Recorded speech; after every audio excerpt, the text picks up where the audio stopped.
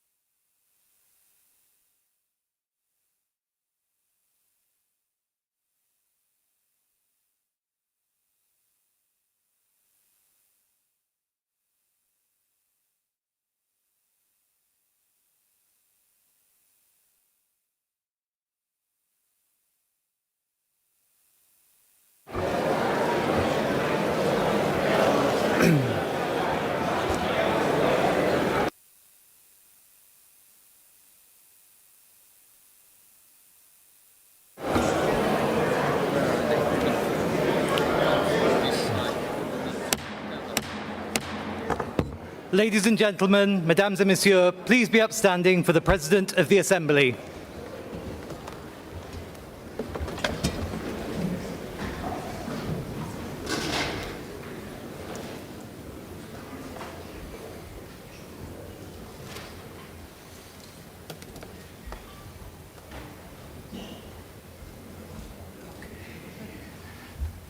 Here we are. Sir.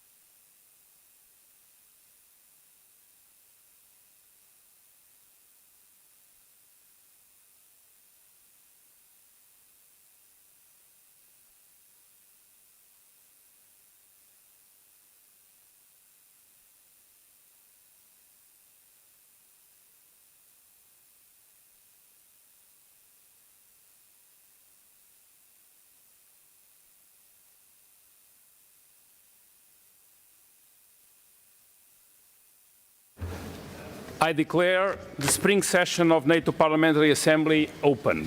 Where is the rostrum? It's downstairs.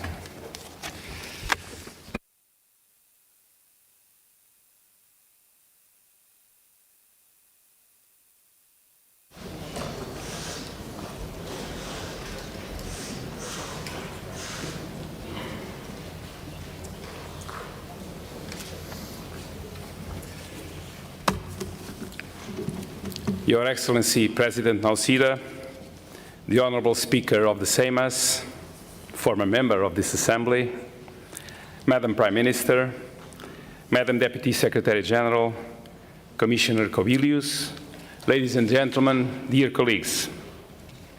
Let me begin by thanking our Lithuanian hosts for their warm welcome and excellent organization. On behalf of the entire Assembly, I extend our sincere condolences on the sudden passing of Lithuanian Member of Parliament, Mr. Evgenijus Šulkinas. It is also with great sadness that we note the passing of Baroness Ramsay of Cartwell of the UK. She was a distinguished parliamentarian, national security professional, and valued member of the NATO Parliamentary Assembly.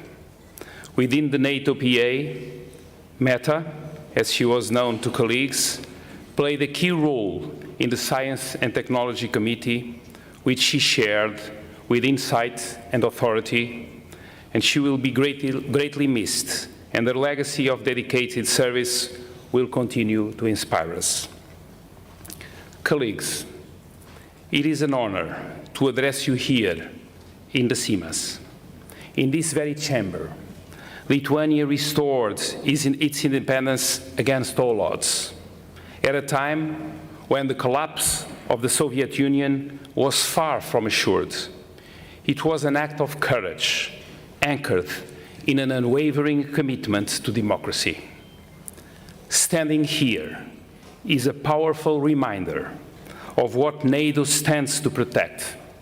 It also reminds us of a simple truth. Freedom is not for free. It must be defended, and we all have a role to play. This message is especially urgent. We meet at a time of profound challenge. Russia's war of aggression against Ukraine continues, alongside its reckless behavior and destabilization campaigns across the alliance. We have seen this most starkly in recent drone incursions in Lithuania and just a few days ago in Romania. These incidents are a direct consequence of Russia's war of aggression against Ukraine, whether caused by deliberate violation, reckless military activity near Allied border, or the spillover effects of Russian actions, the responsibility lies with Russia. Our response must be clear: strong solidarity, an ironclad commitment to collective defense, and the continued strengthening of NATO's deterrence and defense posture, particularly along the eastern flank. Each of us in this room has a responsibility to support NATO's historic adaptation as we look to the Ankara summit and beyond. I see four clear priorities for our community of political leaders. First, we must lead in turning political commitments into real capabilities. This means ensuring we all meet the goal of spending at least 5% of GDP on defense and security, as agreed in The Hague. As parliamentarians, we play a decisive role, shaping public debate, sustaining political will, tracking implementation, and demanding results. We must also work to accelerate delivery timelines well before 2035. It also means enacting the right laws, incentives and reforms needed to boost production, accelerate procurement, remove barriers to cooperation and drive innovation. We must adapt peacetime procurement frameworks to a far more contested environment and build a defense industrial base that is strong, resilient, innovative, and ready at scale. Second, as members of Parliament from Europe and North America, we must support building a stronger Europe in a stronger NATO. European allies and Canada must invest more, produce more, and fill the forces, capabilities, enablers, and infrastructure required to assume greater responsibility for the conventional defense of Europe. But let's be very clear. A stronger European pillar is not an alternative to NATO. It is essential to making NATO stronger and future-proof. Fairer burden sharing makes deterrence more credible, and a resilient transatlantic bond remains our great strategic advantage. A few weeks ago, I visited the United States Congress, and let me use this occasion to thank Congressman Mike Turner and the entire US delegation to the NATO Parliamentary Assembly for their warm welcome and outstanding leadership. Those bipartisan discussions reinforced my confidence in our alliance and in the role of this Assembly as an anchor for stability and political resolve. Across Congress, I heard a clear message. As Europe and North America, we are strongest when we face threats together, from Russia, China, Iran, and North Korea, and when NATO has both the political will and the resources it needs. Third, we must be at the forefront of strengthening resilience within our societies. This means engaging our citizens, fostering a culture of defense and preparedness, and reinforcing democratic resilience. It requires protecting critical infrastructure, addressing strategic vulnerabilities, and investing in civil preparedness through a comprehensive approach to security. Finally, sustaining support for Ukraine remains our absolute priority. A strong, sovereign, and independent Ukraine is vital to the stability of Euro-Atlantic area. Our support must be faster, more predictable, and matched to Ukraine's battlefield needs, including through Pearl, deeper defense industrial cooperation, co-production, and joint development. Colleagues, NATO is changing in profound ways because the world around us is changing in profound ways. It is more unstable and more contested. In such a world, keeping NATO strong has never mattered more, and our Assembly has never mattered more. Declarations do not defend territory. Budgets do not pass themselves. Capabilities do not appear because leaders announce them. They require political courage. They require legislative action. They require public support, and that is where we come in, by approving defense budgets, passing the right laws, holding governments accountable, and explaining to our citizens why defense is not an optional expense, but the price of freedom, security, and peace. So my call to each of you is clear. Let us continue to work in our capitals and in this assembly to deliver the political will that makes deterrence credible. Let this spring session in Vilnius send a clear message. NATO is united. NATO is adapting. NATO will defend every inch of Allied territory, and this assembly will do its part to turn commitments into capability, solidarity into strength, and resolve into action. Thank you.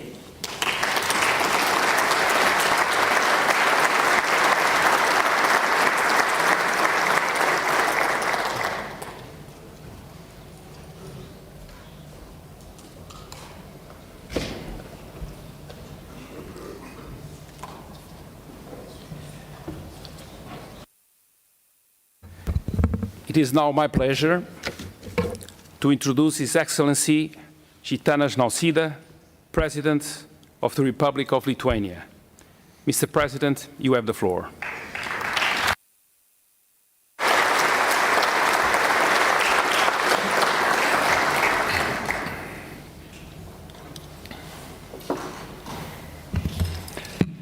Distinguished President of the NATO Parliamentary Assembly, Speaker of Seimas, Prime Minister, NATO Deputy Secretary General, Commissioner KUBILIUS, members of Parliament and the Parliamentary Assembly, ladies and gentlemen. It is my pleasure to warmly welcome you to the spring session of the NATO Parliamentary Assembly in Vilnius. This meeting comes at a time of profound geopolitical change. The rules-based international order is under pressure. Strategic competition is intensifying, and military power has once again become a central factor in international affairs. To navigate this rapidly changing environment, we must be prepared not only to react, but also to act with unity, confidence, and strength. More than ever, we must defend what we have worked so hard to achieve: our freedom, our security, and our democratic way of life.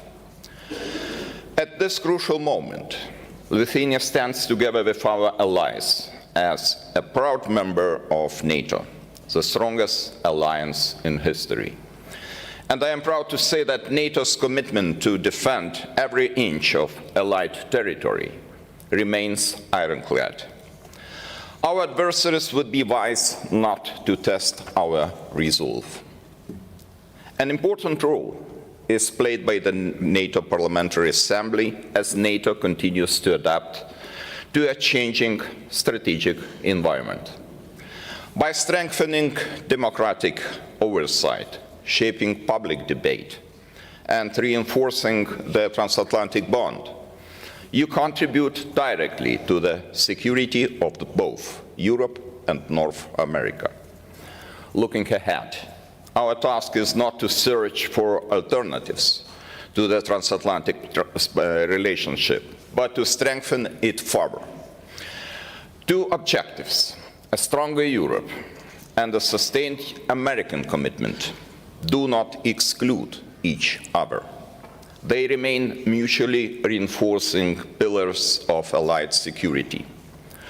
Only a stronger Europe will become a more capable and credible ally for the United States. And only a strong transatlantic bond will provide the foundation for lasting peace and stability across the Euro-Atlantic area. At this point, there is also no escaping the fact that the future of European security is being decided in Ukraine. But first, Russia must be stopped. It has to be contained, not courted. Renewed calls for engagement with Moscow do not reflect Europe's security needs. Failing to set clear conditions and build credible deterrence would be more likely to embolden the aggressor than moderate its behavior. The only way forward for the allies is through the combination of military strength, deterrence, resilience, and sustained support to Ukraine. We have to increase pressure on Russia until the Kremlin understands that aggression will never prevail. We must also significantly strengthen Ukraine's deterrence and defense capabilities in the short, medium, and long term. This includes sustained military assistance, industrial cooperation, long-term security commitments, and full implementation of initiatives such as the prioritized Ukraine requirements list. If every NATO ally committed just 0.25% of GDP annually to Ukraine, together we would generate approximately $143 billion each year for Ukraine's defense and Europe's security. The resources are there. What we need most is political will and fair burden sharing. History will judge us not by our declarations, but by our actions. We must rise to the occasion and treat Ukraine's defense as a collective security imperative. Ukraine has already bought us precious time that we must not be wasted. Europe must become stronger and faster. The real challenge today is not a lack of awareness. It is a lack of speed. Defense industrial expansion remains too slow. Capability development takes too long.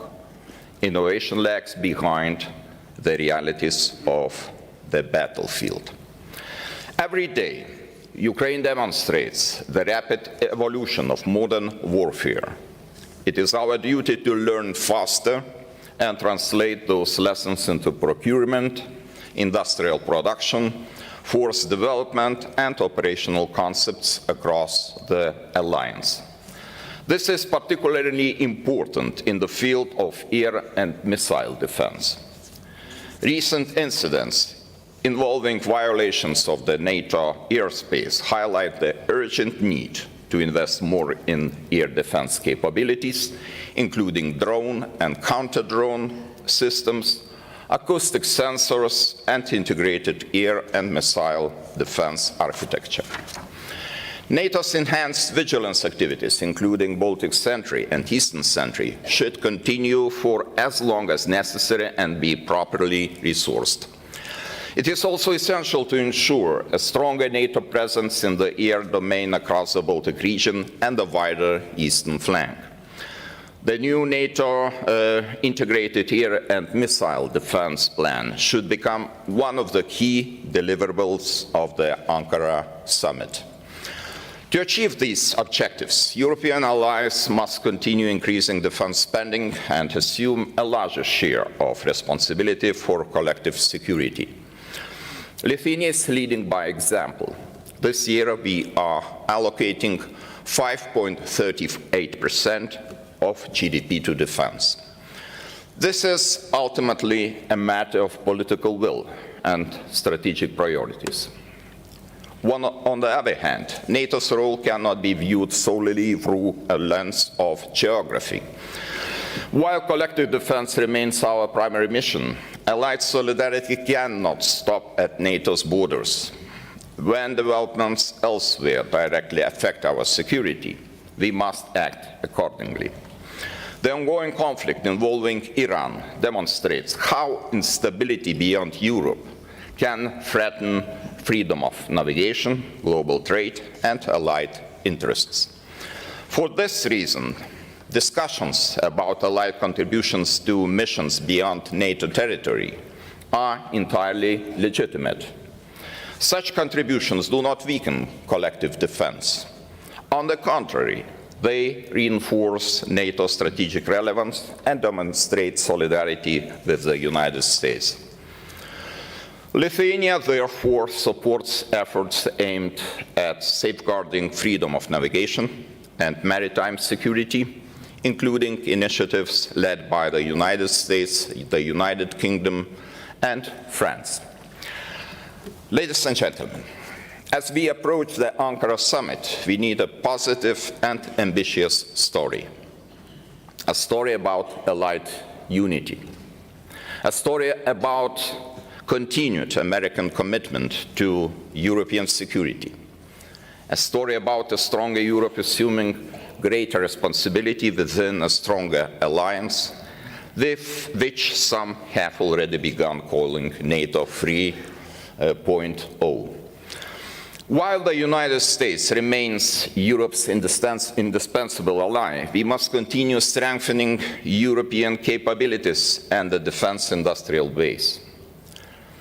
These goals do not contradict each other.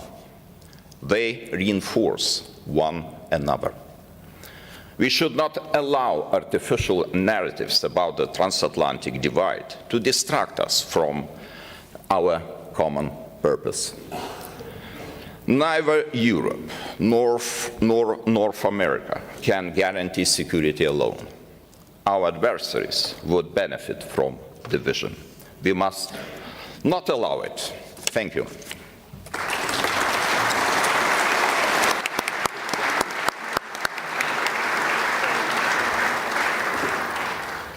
Thank you, Your Excellency, for taking the time to speak to us today. Thank you very much. It is now my pleasure to introduce Juozas OLEKAS, Speaker of the Parliament of the Republic of Lithuania. Please, Mr. Speaker, you have the floor. Thank you, Mr. President.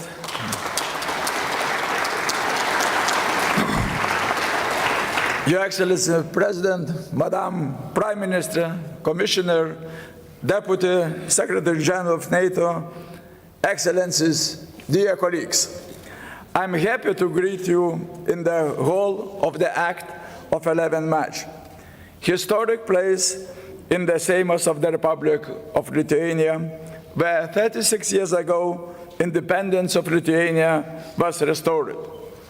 Pleased to welcome you not only as a Speaker of the Seimas, but as well as former Minister of National Defense and former head of the Lithuanian delegation to NATO Parliamentary Assembly, recalling the time when Lithuania announced its desire to join NATO, went through the democratic accession and reforms process, and finally became member of Alliance.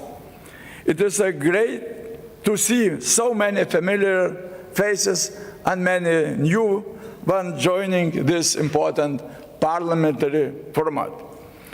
I would like to emphasize parliamentary, because the role of parliaments is crucial in political assessment of security risk, building nationwide understanding of strategic importance of deterrence and defense, and maintaining broad national consensus to support them across political parties and public.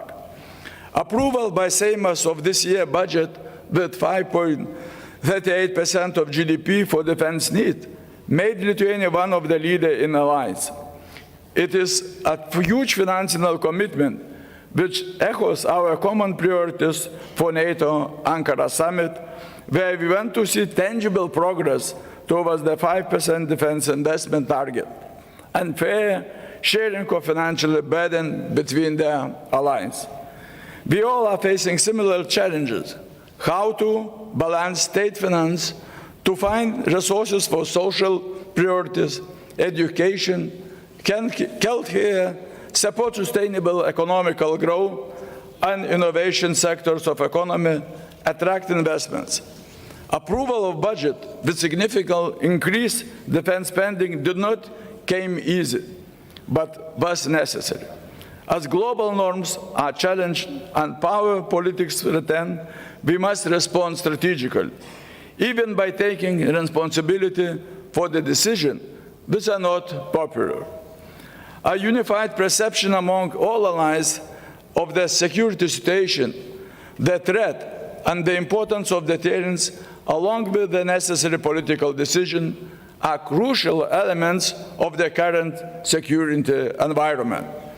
Next important item in the Seimas agenda, finalization of the national security strategy, which will define even more clear the direction for strengthening state security, responding to the changing situation, and maintaining consensus across political parties on national security and defense priorities. First, we look for strengthening of our own defense capabilities and providing host nation support for allied forces to be present in Lithuania, including strong transatlantic bond. In this regard, sustainable defense financing is crucial.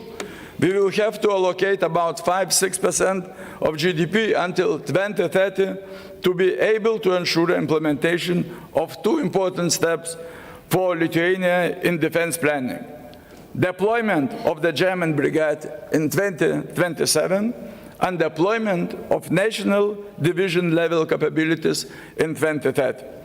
In April, the Seimas passed the law establishing the Kapčiamiestis military training ground located in the strategical vital Suwałki corridor and expanding Tauragės military training ground near Kaliningrad region of Russia. Decision on sustainable defense financing includes as well as long-term commitment to allocate at least 0.25% of GDP, as mentioned Your Excellency President, to Ukraine defense and security.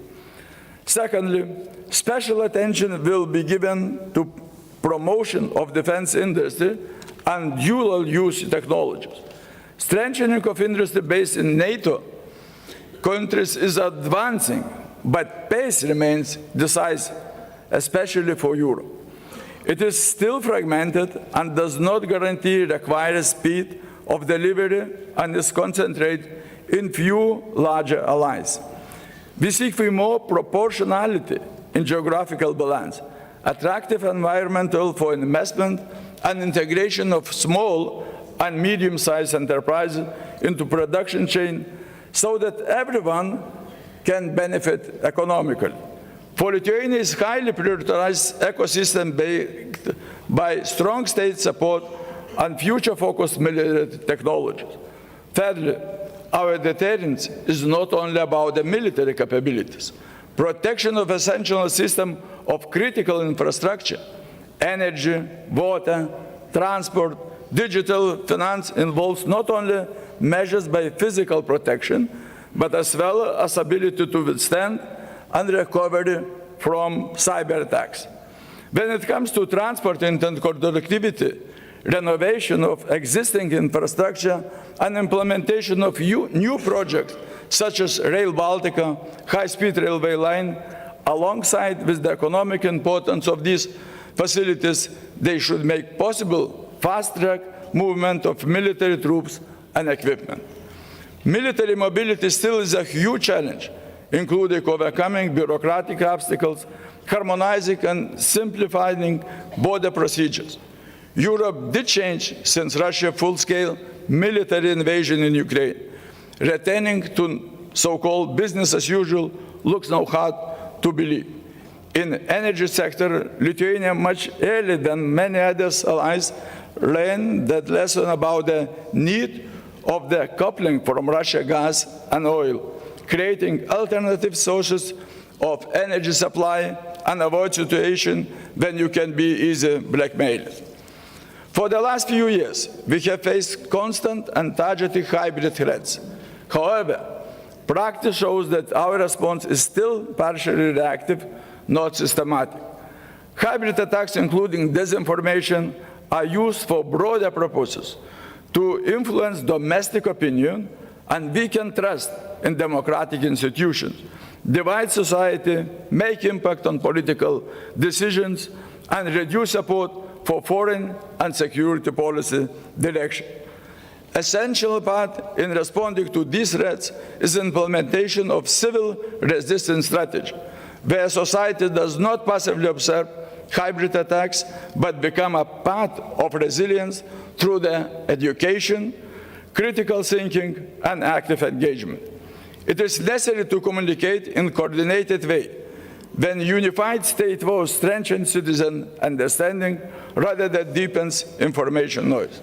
Dear colleagues, during upcoming presidency of the European Union Council in the first part of 2027, Lithuania will place a strong emphasis on security, enlargement, and reinforcing Europe unity, ensuring that the EU remains a credible, resilient, and influential global actor, capable to defend its interests and values.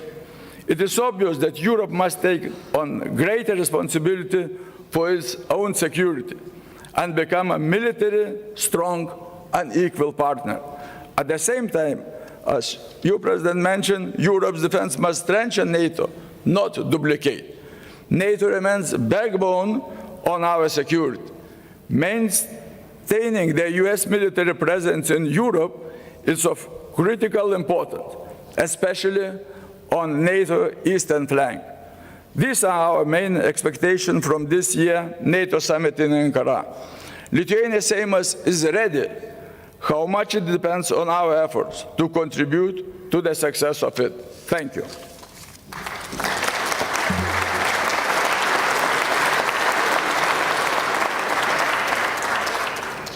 Thank you. Thank you, Mr. Speaker. Thank you very much for your remarks. It is now my pleasure to introduce Inga RUGINIenė, Prime Minister of the Republic of Lithuania. Prime Minister, you have the floor.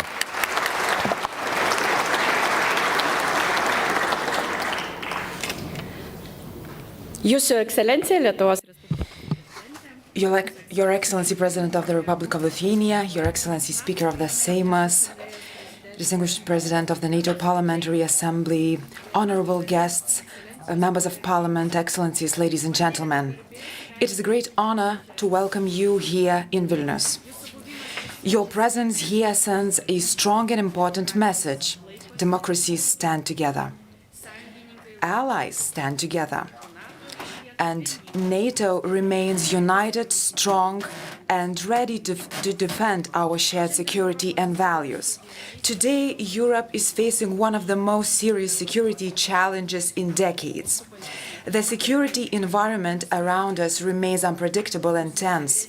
Russia's aggression against Ukraine continues to challenge not only European security, but also the principles of freedom, sovereignty, and international law. In times like these, the importance of NATO becomes even clearer. For Lithuania, NATO is the key element of our security. But NATO is more than military power. NATO is a community of trust, responsibility, solidarity, and democratic values. But the true strength of NATO lies not only in weapons, military plans, or capabilities. The true strength of NATO lies in our people, in the resilience of our societies, in the courage of our citizens who refuse to give in to fear, in democratic societies that stay united under pressure, and in our shared belief that freedom is worth defending. Lithuania knows well that resilience is essential for security. Our society understands the importance of preparedness, civic responsibility, and national unity. Over the past years, Lithuania has significantly strengthened its defense, civil protection, energy security, and resilience against hybrid threats and disinformation. We are investing not only in military capabilities, but also in the resilience of our state and our people. This year, Lithuania is allocating a record 5.38% of GDP to defense, one of the highest levels in NATO. This is not only a historic commitment, this is a clear political message. It reflects the determination of our government and our parliament to ensure that Lithuania is fully prepared to defend itself and contribute to collective defense. We continue strengthening our national division, developing military infrastructure, expanding training areas, investing in defense industry, and improving host nation support for allied forces. Lithuania is proud to host allied troops, including the future permanent deployment of the German brigade, as well as United States forces that continue to play a vital role in regional security. Our message is clear. Lithuania is ready to defend itself, contribute to collective defense, and stand with its allies. At the same time, we believe that collective defense requires collective effort. Europe must continue strengthening its defense capabilities and investing more into security. Strong transatlantic unity remains essential for credible deterrence and defense. Dear colleagues, today's support for Ukraine is also about defending the credibility of the democratic world itself. Ukraine continues to fight with extraordinary courage for its freedom and independence. But Ukrainians are also defending the values we all share: freedom, democracy, sovereignty, and human dignity. Lithuania will continue standing with Ukraine for as long as necessary, because peace cannot be built on fatigue, fear, or hesitation. A just and lasting peace can only be achieved through unity, strength, and continued support for Ukraine. Ladies and gentlemen, history has taught us that freedom is never guaranteed forever. It must be protected, strengthened, and defended every day. That is why NATO remains vital. And that is why we must continue investing not only in defense capabilities, but also in the resilience of our societies, the unity of our democracies, and the confidence of our citizens. Lithuania deeply believes in NATO and in the strength of allied society. Because together, united in purpose and values, we remain stronger than any threat we face. Thank you for your partnership, your leadership, and your commitment to our common security. I wish you productive discussions and a meaningful session here in Vilnius. Thank you.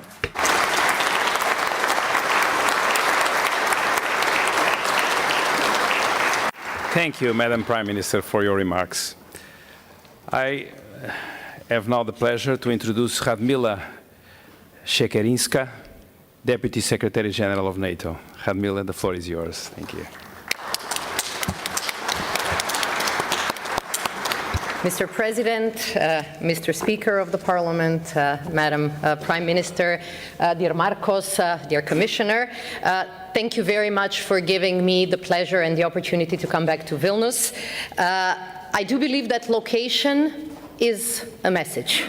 And having this NPA plenary here today in Lithuania demonstrates the importance of the Baltic region, the importance of Lithuania for our transatlantic security. Lithuania is vital for our shared security and essential for NATO's deterrence and defense. But it also shows how no ally ever stands alone in the alliance. Our forward land forces are deployed from the Baltic to the Black Sea. Our NATO jets protect the skies here, but also across the totality of the eastern flank. NATO is ready, willing, and able to defend every inch of Allied territory.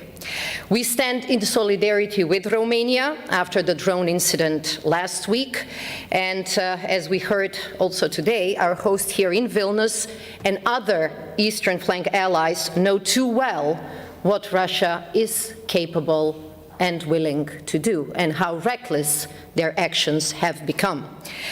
This reckless behavior is a danger to us all. It continues to target civilians and civilian infrastructure across Ukraine, and the consequences of Russia's illegal war of aggression impact very directly our own security. This is why the paramount role of NATO, our role, is to never let our guard down, especially as we know that the threat that Russia poses to our alliance will not vanish even with the end of the conflict and the war in Ukraine. Russia is investing 40% of its budget in defense. You don't do this if you're interested in peace. You don't do this if you are a status quo power. And Moscow is churning out military equipment around the clock. On the other side, we also have to look at the big picture. We have to be clear about the fact that China continues to modernize its forces and expands its nuclear capabilities without any transparency, investing massively in military technology and innovation, but also enabling Russia's war in Ukraine. Iran has long posed a threat with its both nuclear and ballistic missile program, and it is now trying to hold the global economy hostage by closing the Strait of Hormuz. Therefore, the conclusion is clear. In a more dangerous and volatile world, we must invest in our security, and we have to ramp up our defenses, all of us, and we have to do it together. In just 6 weeks' time, allied heads of state and government will meet in Ankara. The Secretary General of NATO has a clear message for the NATO summit. We have to turn commitments into action now.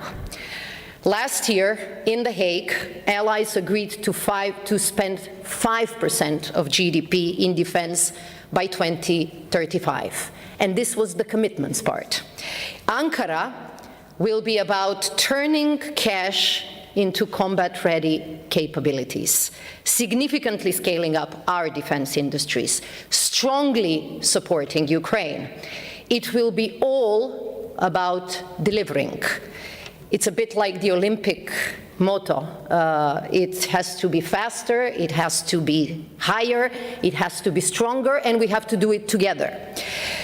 In this plenary, you do represent in your democracies the 1 billion people in Europe and North America that NATO protects. And you also have the power to shape the political direction and the decisions back in your capitals. I know from my old days in national politics, both in parliament and in government, that whenever a decision involves money and financing and budgets, discussions are always long, difficult, sometimes even painful. I do know that sometimes negotiating with our finance ministers looks like talking to a wall. But even finance ministers now have seen that without security, all becomes nothing. No growth of GDP, no foreign or domestic investments.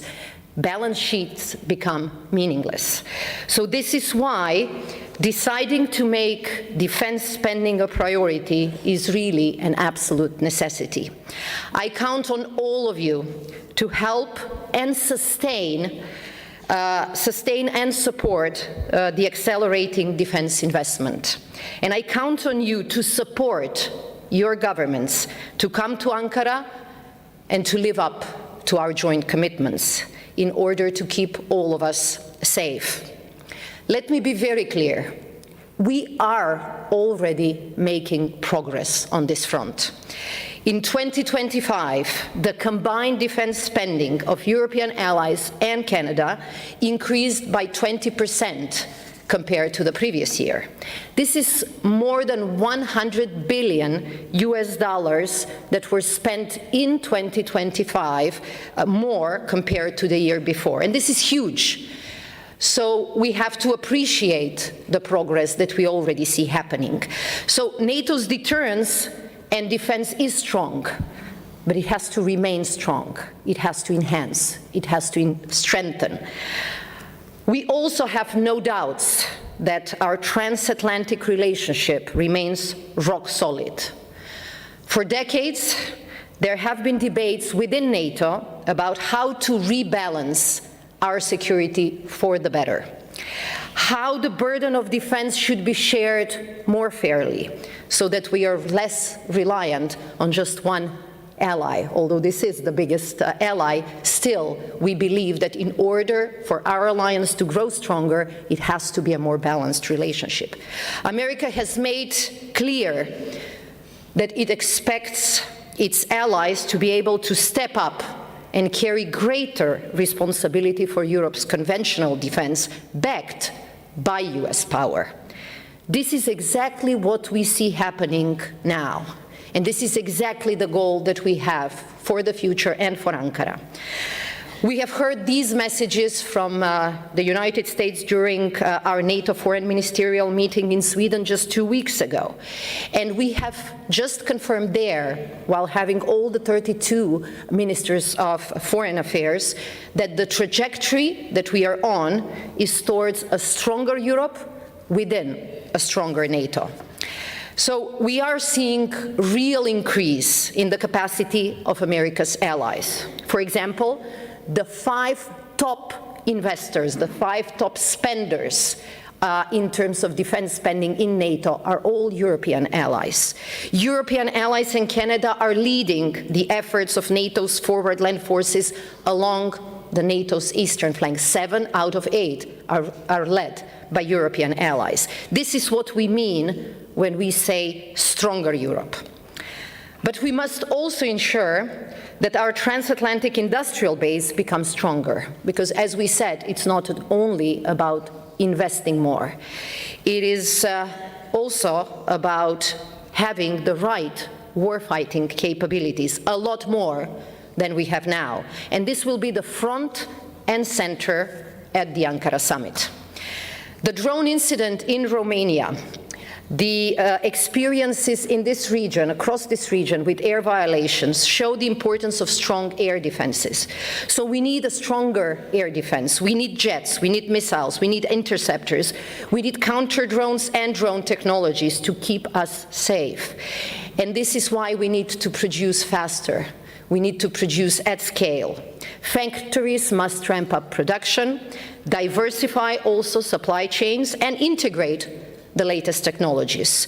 We need a new and robust transatlantic defense industrial base. We must leverage the capabilities, technologies, and the know-how that our companies have, both here in Europe, but also in North America. As parliamentarians, you look at national regulations, and you can really help us get rid of any obstacles when it comes to increased defense production, but also when it comes to defense industrial cooperation. I'm glad that today we are also joined by Commissioner Kubilius. Yesterday we have discussed how can our 2 organizations work better, because we believe that this is a natural thing. We believe that we share the same challenges. We have 23 sovereign nations in common, and 96% of the EU population lives in countries that are also NATO allies. We have also addressed not the challenge, but the need to involve also non-EU NATO allies who make significant contributions to the security in Europe. Their fullest involvement in EU defense efforts remains essential in the strategic partnership between EU and NATO. We already work on several initiatives, including our support to Ukraine, defense production, but also societal resilience. When you combine economic might with top-notch defense and tech industries, you see why, together, EU and NATO have everything we need to succeed. My last point is on Ukraine, another priority for the NATO summit in Ankara. Ukraine's security is directly linked with ours. This is a sentence that we all repeat, because it is true. And even with the many pressing security challenges we face, Ukraine remains fully on our radar, and our support must endure. This is how we see our NATO Pearl Priority Ukraine Requirement List initiative as essential, because it continues to deliver urgent support to Ukraine. It has already supplied around 70% of all missiles for Ukraine's Patriot batteries and 90% of all ammunition used in other air defense systems. But we believe that more is needed, and we need this quickly. They need air defenses, they need drones, they need ammunition, and they really need it right now. So once again, I look at you and count on you to help ensure that our support to Ukraine is sustainable and that all allies pull their weight. We talk a lot about burden sharing when it comes to defense investment, but this is also an area, and Mr. President, thank you for raising this issue, and all of you, we need more of a burden sharing also when it comes to supporting Ukraine, because we don't see it as a burden. We see it as our responsibility and an investment in our security. Ukraine is not only a security recipient, it is becoming more and more security provider. If you look at what has happened in the last years, ever since the Russian attack on Ukraine started, you will remember that when it started, they called it the special military operation. They envisaged a short one. It didn't go to plan.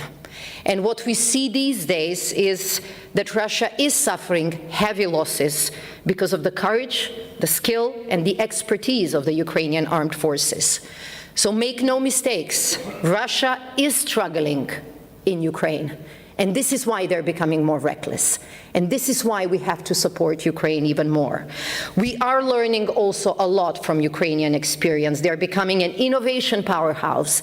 And this is why today and tomorrow in Vilnius, we will hold our NATO Ukraine Defense Innovators Forum to actually talk about the opportunities, how to harness that knowledge, that expertise, that strength in the Ukrainian armed forces. Ukraine is now the most advanced real-world laboratory for defense technology, uncrewed systems, electronic warfare, AI-assisted targeting, and much more.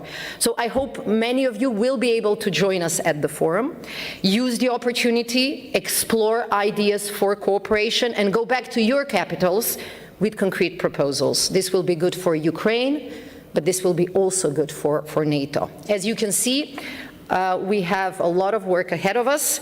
They say that the best way to predict the future is to create it.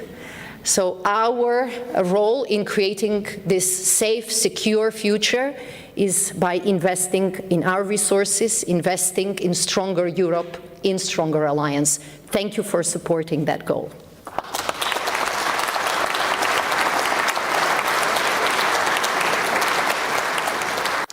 Thank you. Thank you very much for your remarks. I now have the pleasure to introduce Andrius KUBILIUS, European Commissioner for Defence and Space. Commissioner, the floor is yours. Your Excellency President, Speaker, Prime Minister. Prime Minister is leaving, no problem. Dear colleagues, dear friends, welcome to Seimas, to my parliament. I was parliamentarian here for 27 years. In these very seats, I was sitting right here somewhere, controlling microphone, and was facing tough parliamentary control of this house when twice I was the Prime Minister of this country. So you can understand why it is a great pleasure for me to speak with fellow parliamentarians. And welcome to Lithuania, my home country. And welcome to the eastern flank region, from the Baltic to the Black Sea, the eastern border of the European Union, the eastern border of NATO. Dear friends, your visit comes at exactly the right time, a time of increasing threats, disinformation, provocations against this country and the whole eastern flank.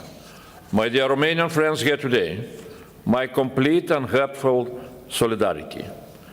And of course, I applaud NATO Secretary General Mark Rutte's promise to defend every inch of NATO territory.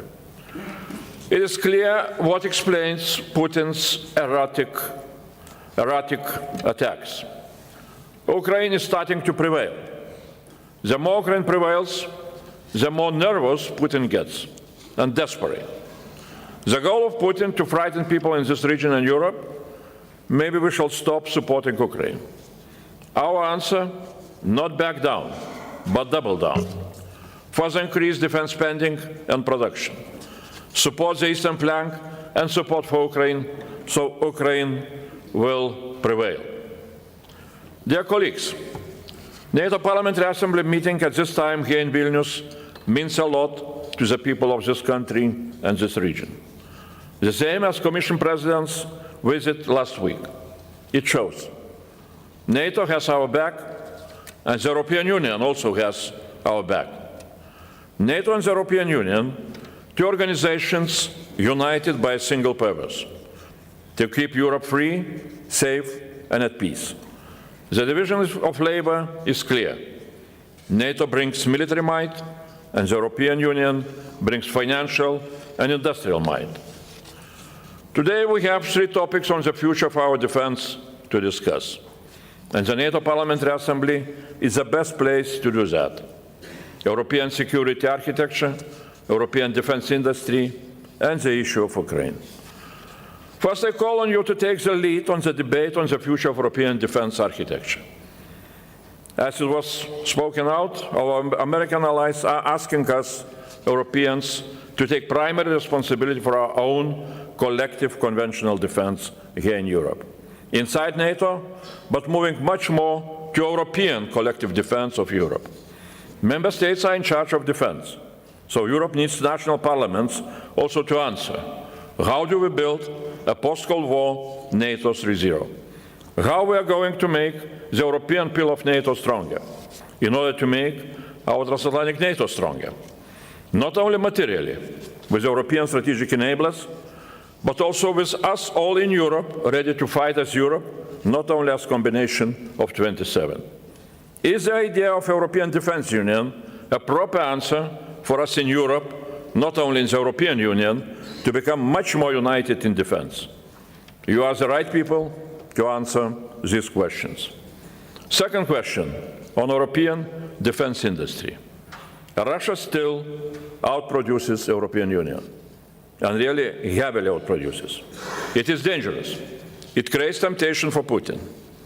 European national parliaments need to ask their governments, our governments, why are our industries not scaling up, despite the fact that money are increasing? Ukraine increased defense production by 50 times since 2022, up to 50 billion euro, up to the level what German defense industry now is able to produce per year, or French defense industry is able to produce per year. In Ukraine, they have sharp competition, market rules, and dynamic innovations in defense industry. We, on our side, we have no single defense market in Europe, no competition, lack of innovations, and lack of industrial ramp-up. The European Union governments protect their national industries, procure up to 70 or 80% what their defense primes are producing, and 80% of defense procurement procedures is a direct award without public tender using Treaty on Functioning of European Union, Article 346 exemption. It means no single defense market in the European Union, no space for competition for SMEs or startups. Traditional defense primes are influencing governmental demand, which means that they also have a strong influence on national military doctrines. That is why we need to understand, also in the national parliaments, that the fight for single defense market in the European Union is also the fight for the possibility to have a modern defense doctrines on a national level. And third question, on Ukraine. First of all, can we increase our support in order for Ukraine to prevail even more, and in such a way to bring Putin to negotiate a just peace? That will cost more than we are giving now, but not doing that, in the end, will cost us much more. And second, Ukraine has the best military force in Europe and in the world. Read Marco Rubio or Alex Stubb and many others' recent comments. It would be difficult to understand if we in Europe would not take it as our vital interest to integrate the best European or even global military force of Ukraine into our European defense architecture. While NATO membership for Ukraine is still not agreed, while EU membership will take perhaps a longer period of time, the national parliament should push for Ukraine's membership of the European Defence Union, with an European Security Council in the leadership of such a union, and with Ukraine in such a Security Council. In closing, let me say, NATO is the biggest and most successful military alliance in the world. The European Union is the biggest and most successful single market. Together we can outproduce Russia and deter Russia, and prevent war on the continent of Europe. No goal is more important than that. Thanks a lot.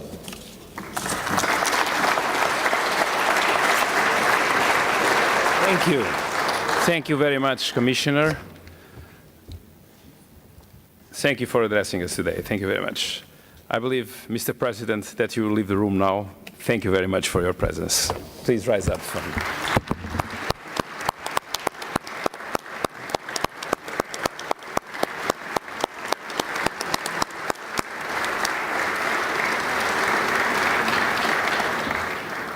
I would like to invite you both to join us, please. It's going to be messy.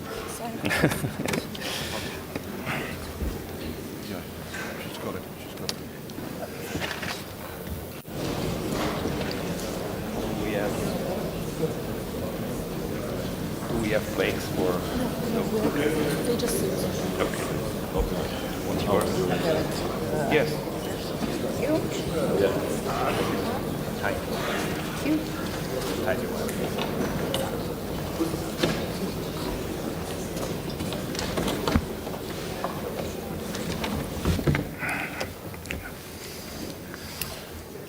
Colleagues, we now have a question and answer session with the Deputy Secretary General of NATO and with the European Commissioner for Defense and Space.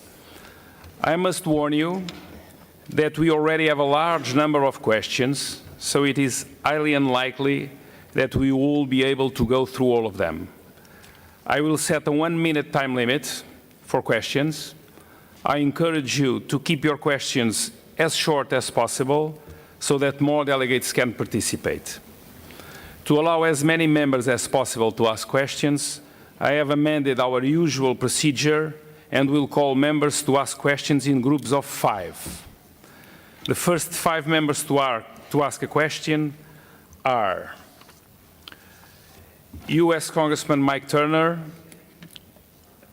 U.S. Congresswoman Julie Jarowski, Canadian, sorry.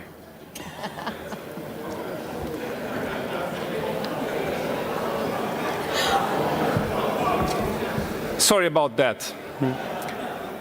United Kingdom, Sir Alex Shelbrook, Spain, Fernando Gutierrez, and France, Natalia Poussirev.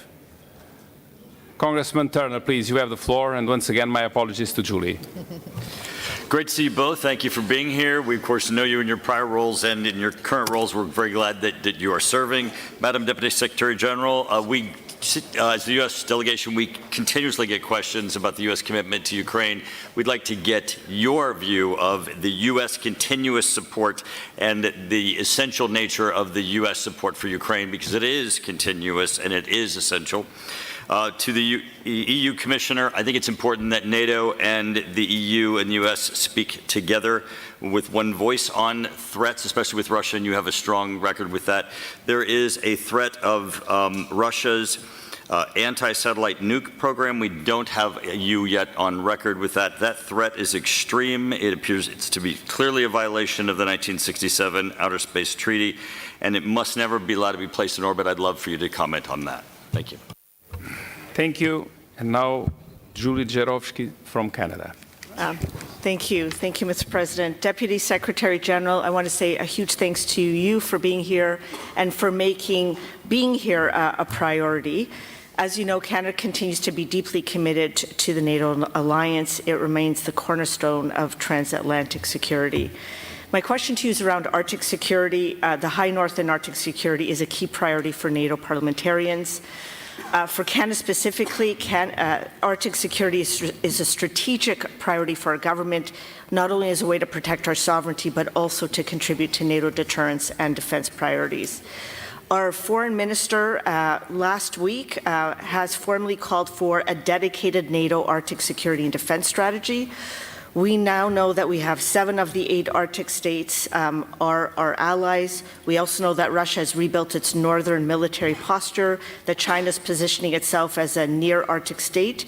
And finally, we also know that unlike every other strategically critical region, the Arctic has no NATO regional defense plan.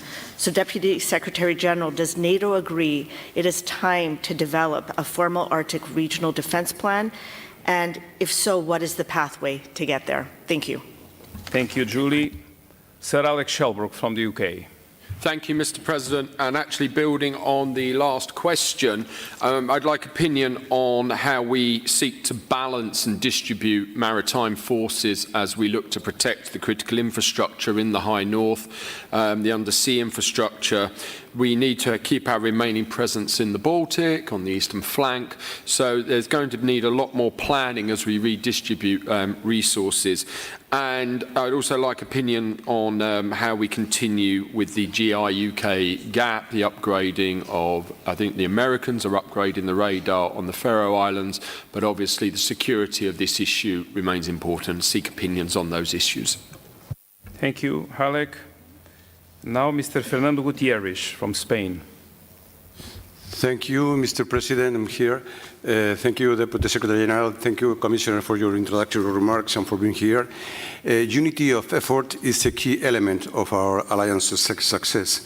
As you said in your speech, Deputy Secretary General, 23 out of the 32 NATO countries and out of the 27 European Union countries belong at the same time to both organizations. However, we hear very often different speeches from our national representatives, European Union national representatives, depending on whether they speak in front of a European Union audience, when they speak very much about strategic autonomy, or they speak in front of the NATO audience when they speak very much about the strengthening European Union pillar within NATO. How do you think this sort of slight ambiguity can be used by NATO adversaries on their disinformation campaigns against NATO interest? Thank you. Thank you, Fernando. And now Mrs. Natalia Pusirev from France. Merci, Monsieur le Président. Thank you, Mr. President.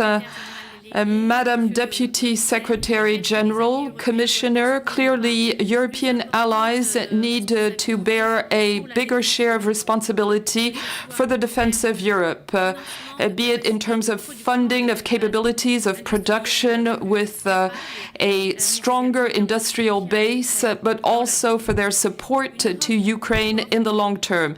A stronger Europe within a stronger NATO. This is what we need to strive for among allies. The Ankara summit, will the Ankara summit set this as a priority in their discussions? Thank you. See, who wants to start? You, please, Madam Deputy Secretary General. Well, thank you very much for these questions and for allowing me to focus on some of these things, basically repeating many of the issues in my speech. Let me start first with the U.S. support to Ukraine. I think that generally the alliance has been a key supporter to Ukraine in its justified fight to preserve its independence, to preserve its territorial integrity.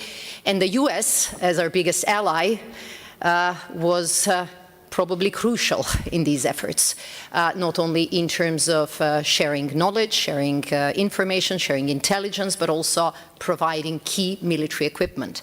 And this was the basis for designing the Pearl package last year.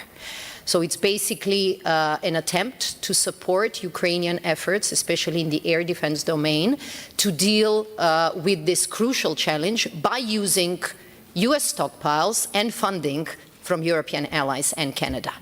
And in spite of different media reports or comments, what we have seen throughout this period is that Pearl packages kept coming.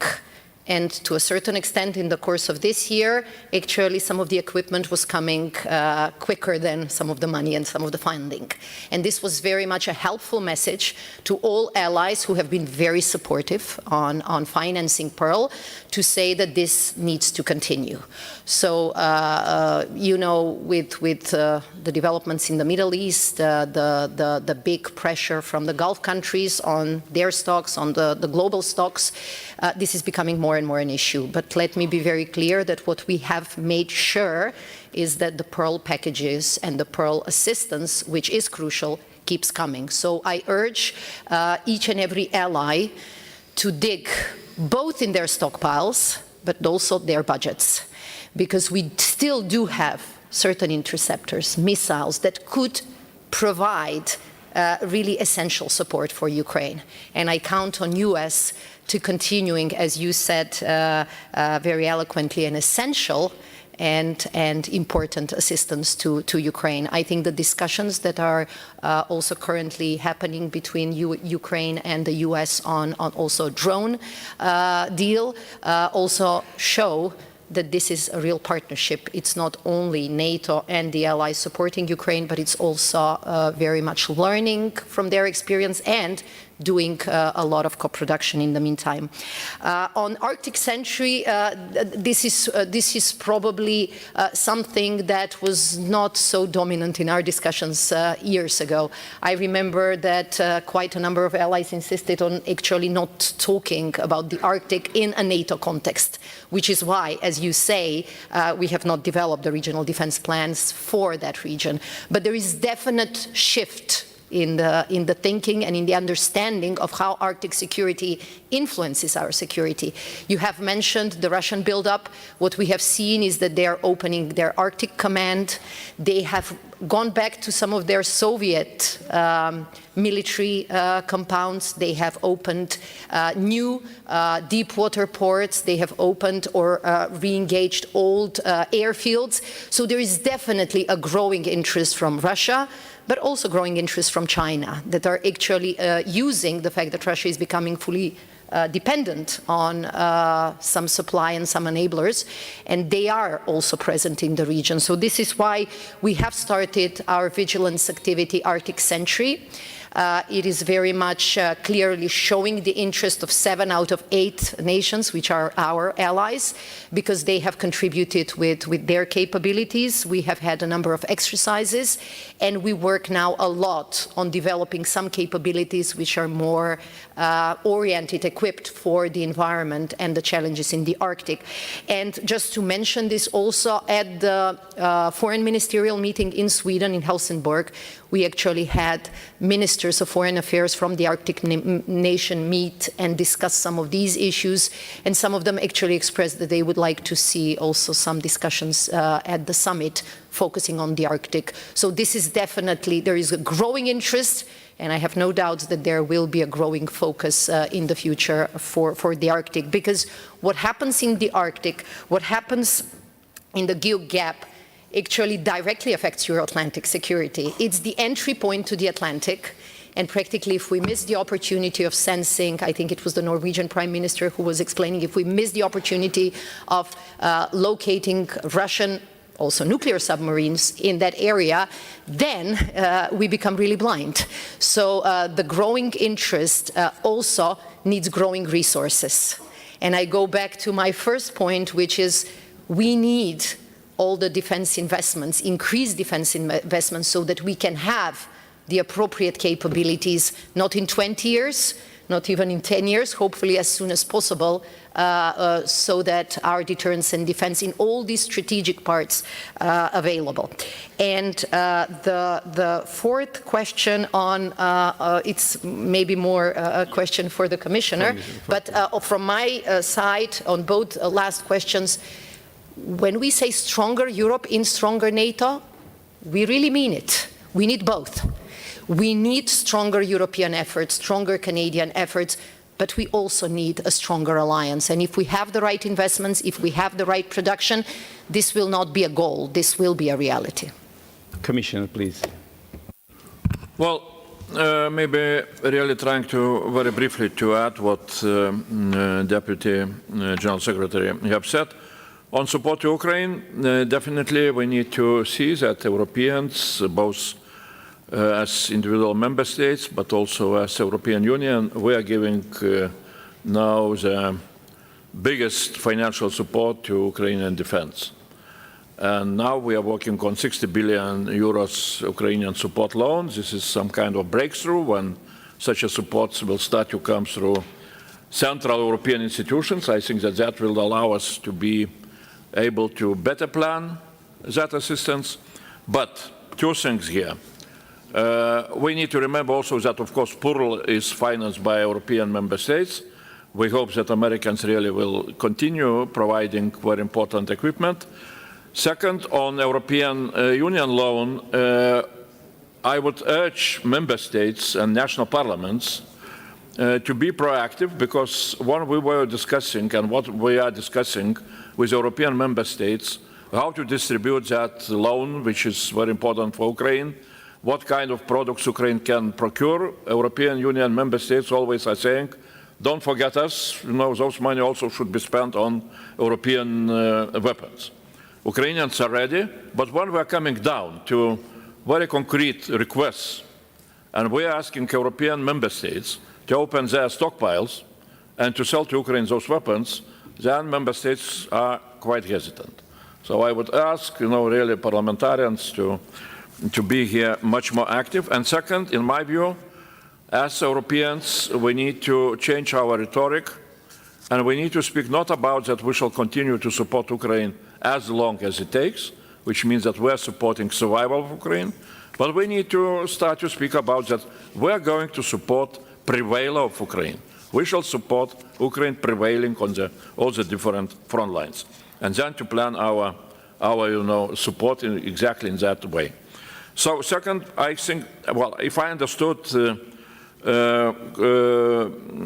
question from our American friends, it was a question about space assets, or?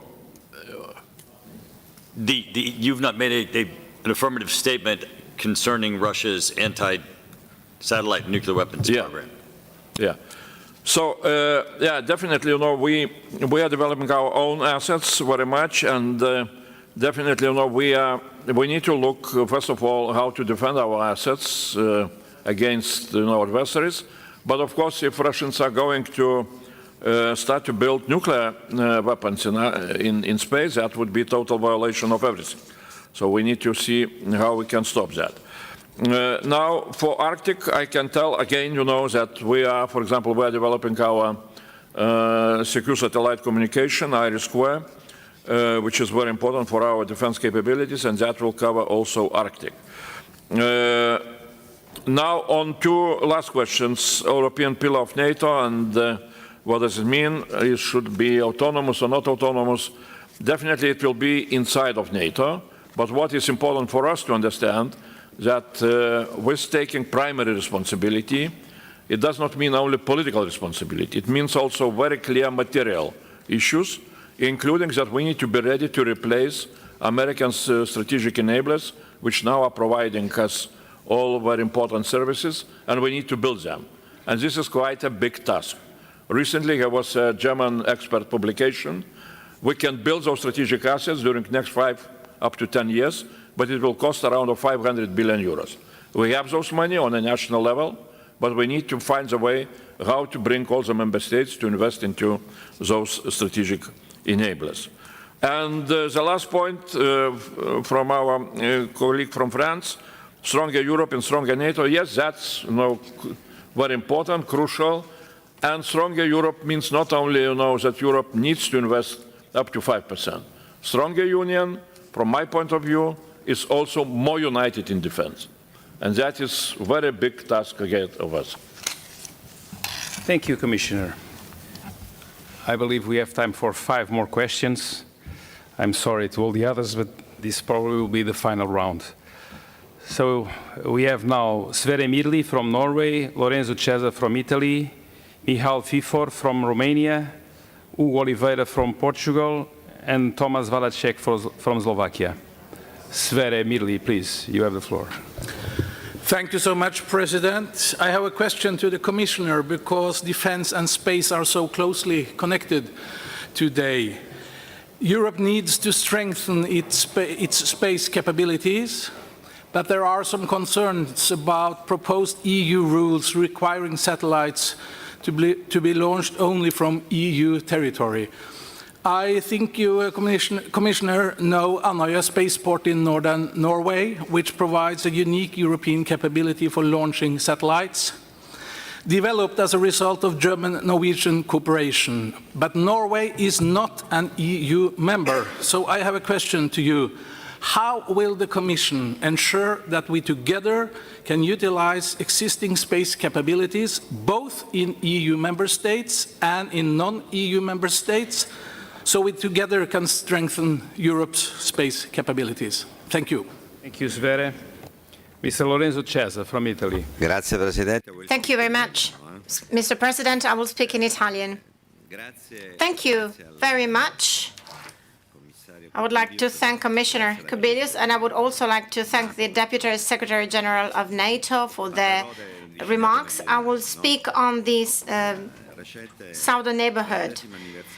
In the light of the 30th seminar of the NATO Parliamentary Special Group on the Mediterranean and Middle East that was held in Rome in May, confirmed the central importance of the broader Mediterranean and the interconnections between the southern and eastern flanks, which is today NATO's priority. And for all of us, we deep dived into maritime security, what is happening in the Sahel. That is tragic, and we must come to terms with this situation, as well as cooperation with regional partners. The appointment of Special Representative Javier Colomina was a very positive step forward because it increased dialogue and placed an increased focus on critical infrastructure, hybrid threats. So we really had to focus on these threats. What about the next months? What operational steps should be taken to ensure that the Mediterranean does not remain a separate issue from the deterrence on the eastern flank, but instead becomes a fully integrated part of NATO's comprehensive approach? In summary, what will be the role of Southern Neighbourhood at the upcoming Ankara summit? Now Mr. Fifor from Romania. Thank you, Mr. President. My question goes to Deputy Secretary General Radmila SHEKERINSKA. Dear Madam Deputy Secretary General, NATO has significantly strengthened its deterrence and defense posture in the Baltic region and in Poland.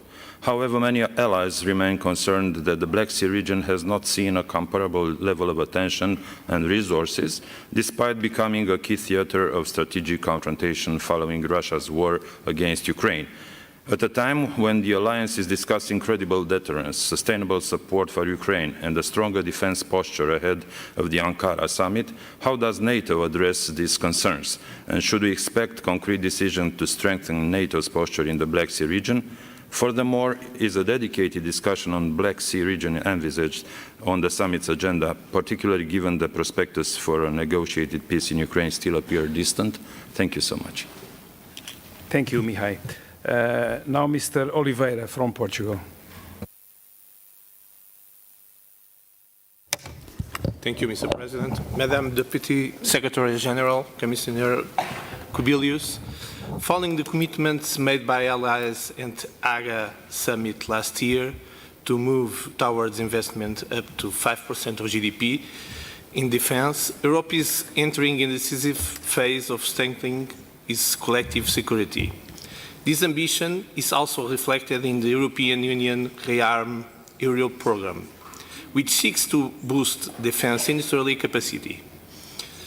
Yet achieving these objectives at the required scale will depend not only on sustained political commitment, but also on the availability of adequate and coordinated financial resources.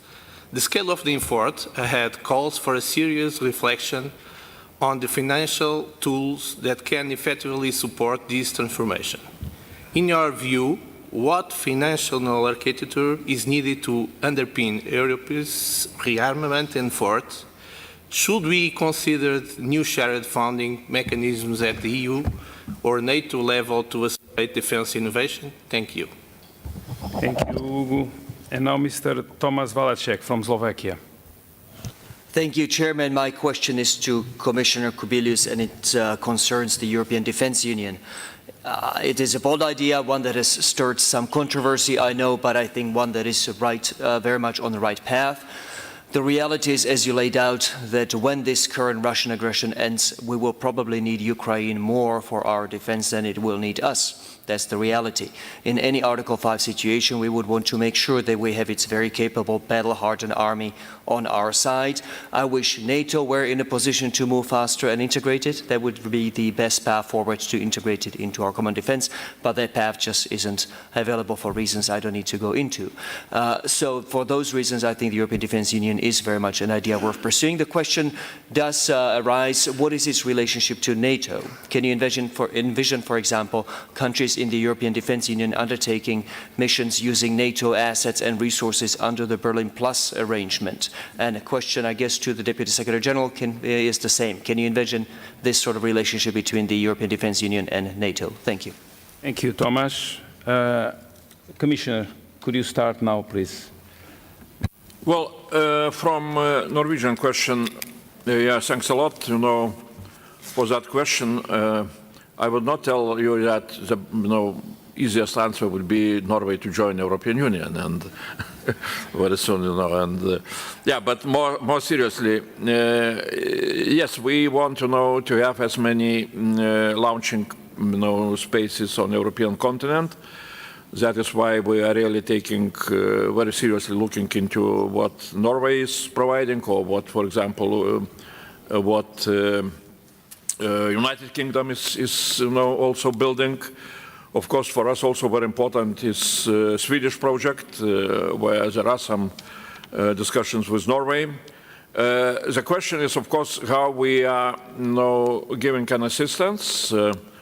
Usually we're looking that EU money should be spent closer to European Union. That's natural. But we need to remember that European member states, European states, are united in space also through European Space Agency. And that is why also with European Space Agency, which we have very tight cooperation. We're working hand in hand, and in some cases they are leading some projects, including, for example, on new launching vehicles and so on. So we shall look together with them what we can additionally do. Now, some other questions I would respond to. The question from Italy. Definitely, those times now are bringing clear evidence of terminology which we were using always, but maybe evidence was not very much here, about 360 degrees approach towards security issues. Definitely, what is now happening in Iran, in Middle East, is bringing clear challenges, clear threats to our Mediterranean neighbors, like, on another side, for us in the east, for the countries of so-called eastern flank, threats from Russia are staying as really very crucial. So I was talking with our colleagues from Mediterranean countries. If you know, now in the European Union and Commission, we are building, or we are developing new instruments, so-called European Defence Projects of Common Interest, the DPCIs, which can be supported by EU budget.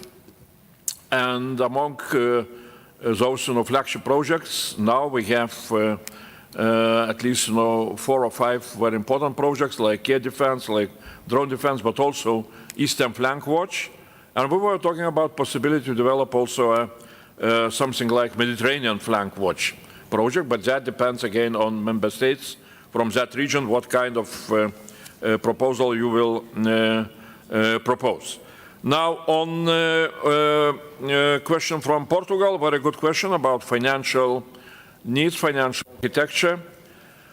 I would remind everybody that looking into the future, if all the member states, European Union member states, will implement the pledges which they gave to NATO, historical summit last year, to increase defense spending for core defense up to 3.5%. I'm not talking about 5%. It would mean that during the next 10 years, European Union member states would spend for defense 6.8 trillion euros. Trillion. Next MFF, which we are now discussing among EU member states, will give for defense, if member states will support what we proposed, we propose 5-time increase, it will be for defense around of 60 or 70 billion euros. 100 times less than member states are going to spend. So money are on national level. As I said, for example, strategic enablers will cost us 500 billion. Very good question was raised by Portuguese colleague, how we shall use those national money in the most effective way to build a collective, very important strategic enablers. That is what also national parliaments need to discuss.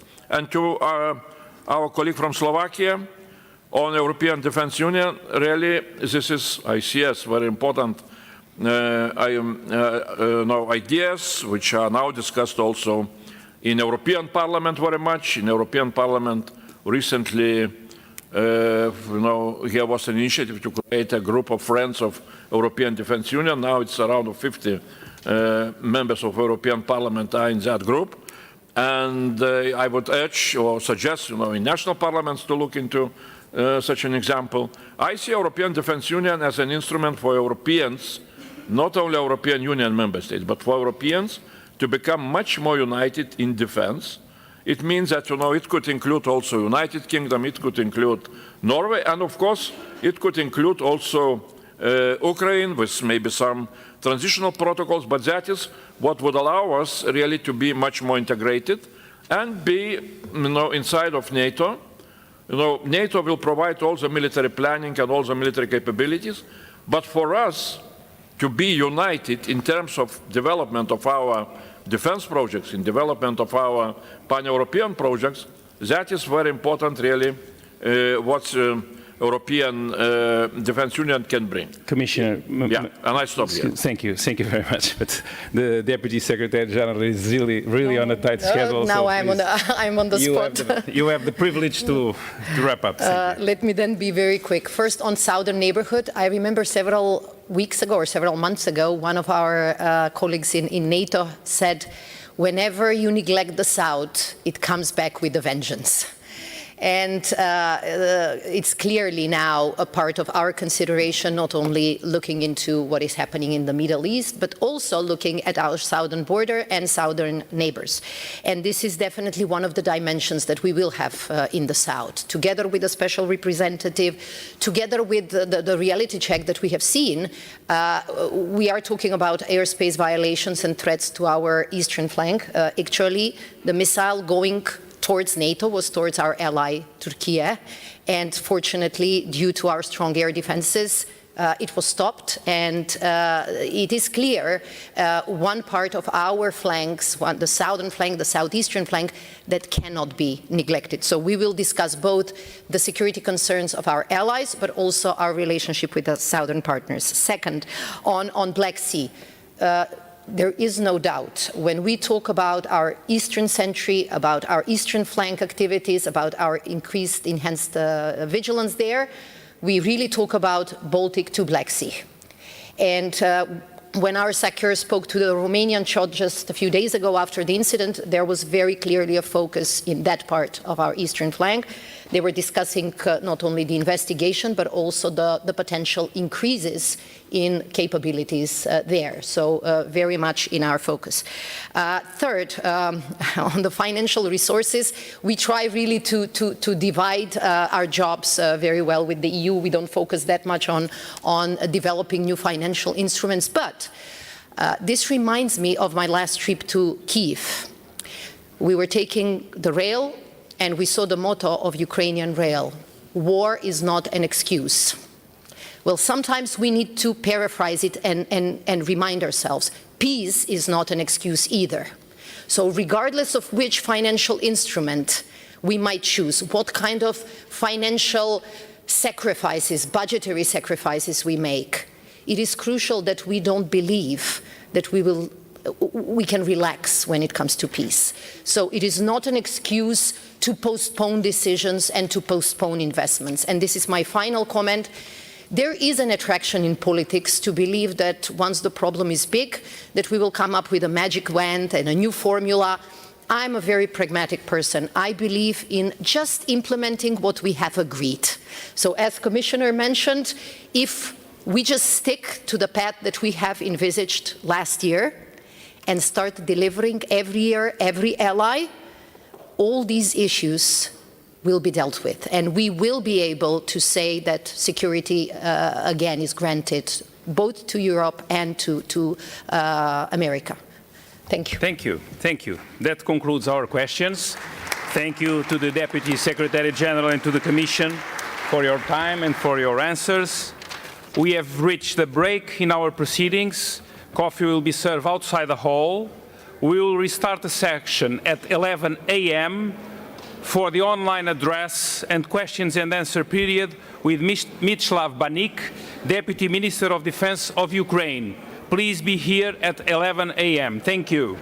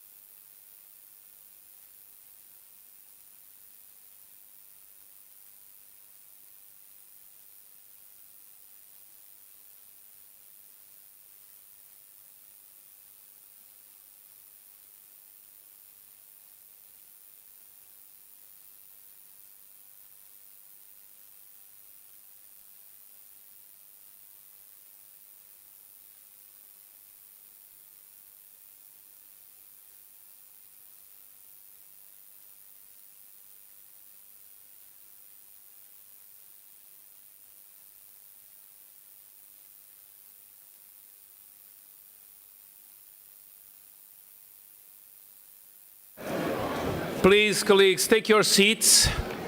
We have the Deputy Minister waiting for us. Can you please take your seats?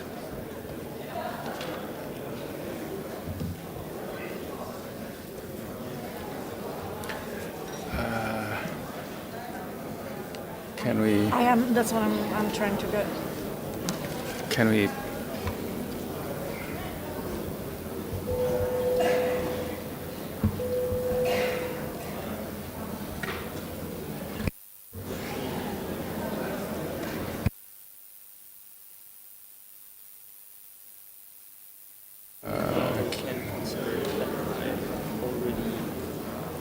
Can we please put Mr. BANIK on screen?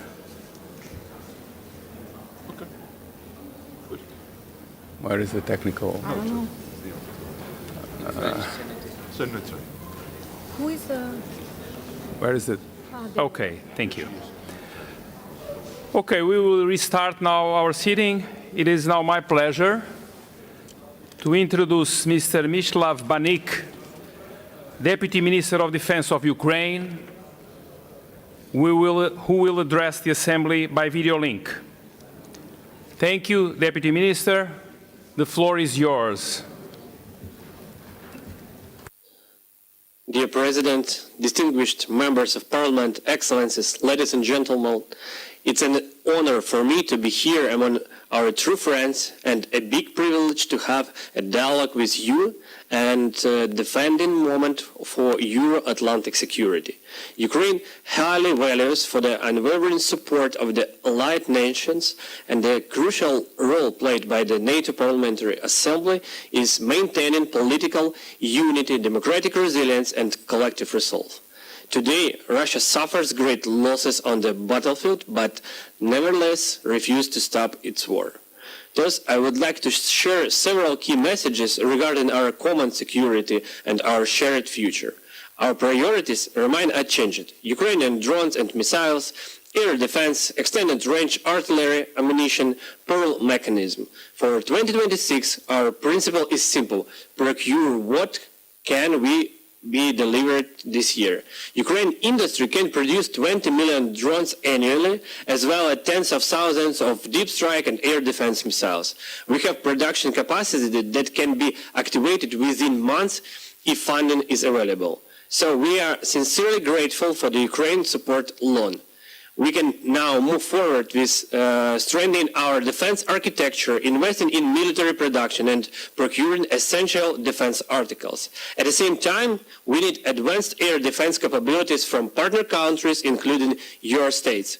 We ask you to identify air defense assets and other critical capabilities which can be delivered quickly. Unfortunately, we have not yet received enough proposals from Europe's defense industry that match the urgency of our needs. That's why it's important that EU loan can be support purchases of the US weapons when delivered timelines and fast, and when Europe has no available alternative at the required scale this year. But the EU loan is only a supplement to bilateral assistance. It cannot replace it. The main reason for this is that the US has stopped providing Ukraine with the grant-based assistance. In previous years, the US was providing up to 20 billion per year. In 2026, this assistance stopped, an amount comparable to the EU loan itself. Our overall need for additional funding has also grown because we are expanding our army, which has increased our personnel costs. This year, we need $155 billion in defense resources to effectively defend Ukraine and Europe. We still face a major shortfall. Of the $60 billion needed in bilateral security assistance, now $39 billion is currently in budgets or commitments. We are sincerely grateful for this support, especially to Norway, Sweden, Denmark, Ireland, Lithuania, Germany, the Netherlands, Estonia, and Latvia, EU countries that this year are directing more than 0.25% of their GDP to Ukraine's security. But another challenge remains. Only 24 billion of the 39 billion in is reflected in actual delivery schedules, and 10 billion of that does not fall with these strategic priorities: air defense, Ukrainian drones and missiles, and long-range artillery ammunition. Too much support still goes to lower priority systems with limited battlefield impact. We therefore ask partners to direct at least 80% of assistance to these three areas. Our most urgent needs for new security assistance are Pearl funding, procurement of long-range 155mm artillery ammunition through the Czech initiative, Ukrainian drones and missiles, and the creation of a winter stockpile of Patriot missiles. At the same time, NATO, Europe must create its own anti-ballistic solutions. Together, Ukrainian and your industries can achieve Europe's first sovereign ballistic missile interception capability. This is a crucially important direction for our cooperation, and I'm confident it will significantly bolster the defense capabilities of NATO and Europe and provide us with greater self-resilience in safeguarding our people and our territories.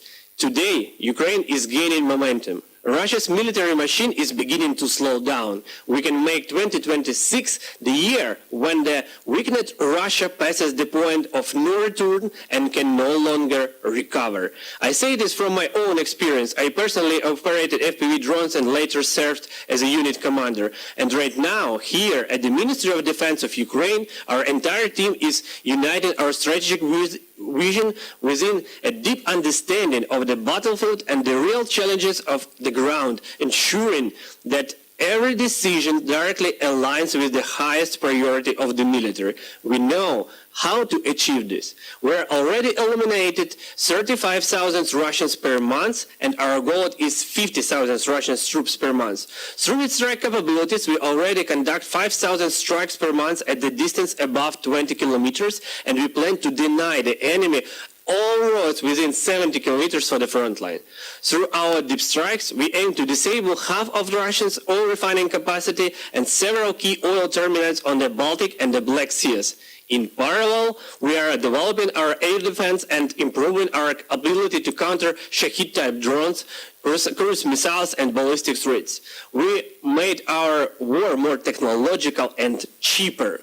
The most obvious example is FPV drones. They cost hundreds of dollars but destroy equipment worth millions. In addition, we have a whole range of digital products. They allow us to conduct reconnaissance, analytics, and calculations in real time. This plan is already being implemented, but full execution requires resources. That is why we urge you for additional bilateral funding this year on top of the UE loan to reach the target of 60 billion in partners assistance this year. This is critical to preserve our battlefield advantage and pushing Russia past its tipping point. We want to develop our relationship with NATO members into win-win partnership. This year, we are ready to give more back to Europe by testing your products on our battlefields, sharing technologies and data, and providing lessons learned that will help strengthen your own armies. I'm speaking of the mathematics of war, and it's most importantly of our proven ability to rebuild and successfully scale up defense productions while enduring active full-scale warfare. Ukraine has unique experience in a modern warfare, you know that, and we are all ready to share this. Our technologies are not only tested on the front, they are created by the front. We are ready to share this within partners through win-win cooperation between each of us. This will allow us to become stronger together. Finally, Ukraine will win and achieve peace. But we need the right tools and we need speed. The outcome of this war will define the future of European security for a generation. Thank you all for your continued support and aid. This is profoundly valuable to the people of Ukraine. However, the threat remains persistent and real. We can no longer afford to simply catch up. We just must move a step ahead. Today, Ukraine and NATO face a common challenge. Tomorrow, we must build a common security in space where Ukraine makes the alliance only stronger. Thank you, all of you. Thank you, Minister. Thank you.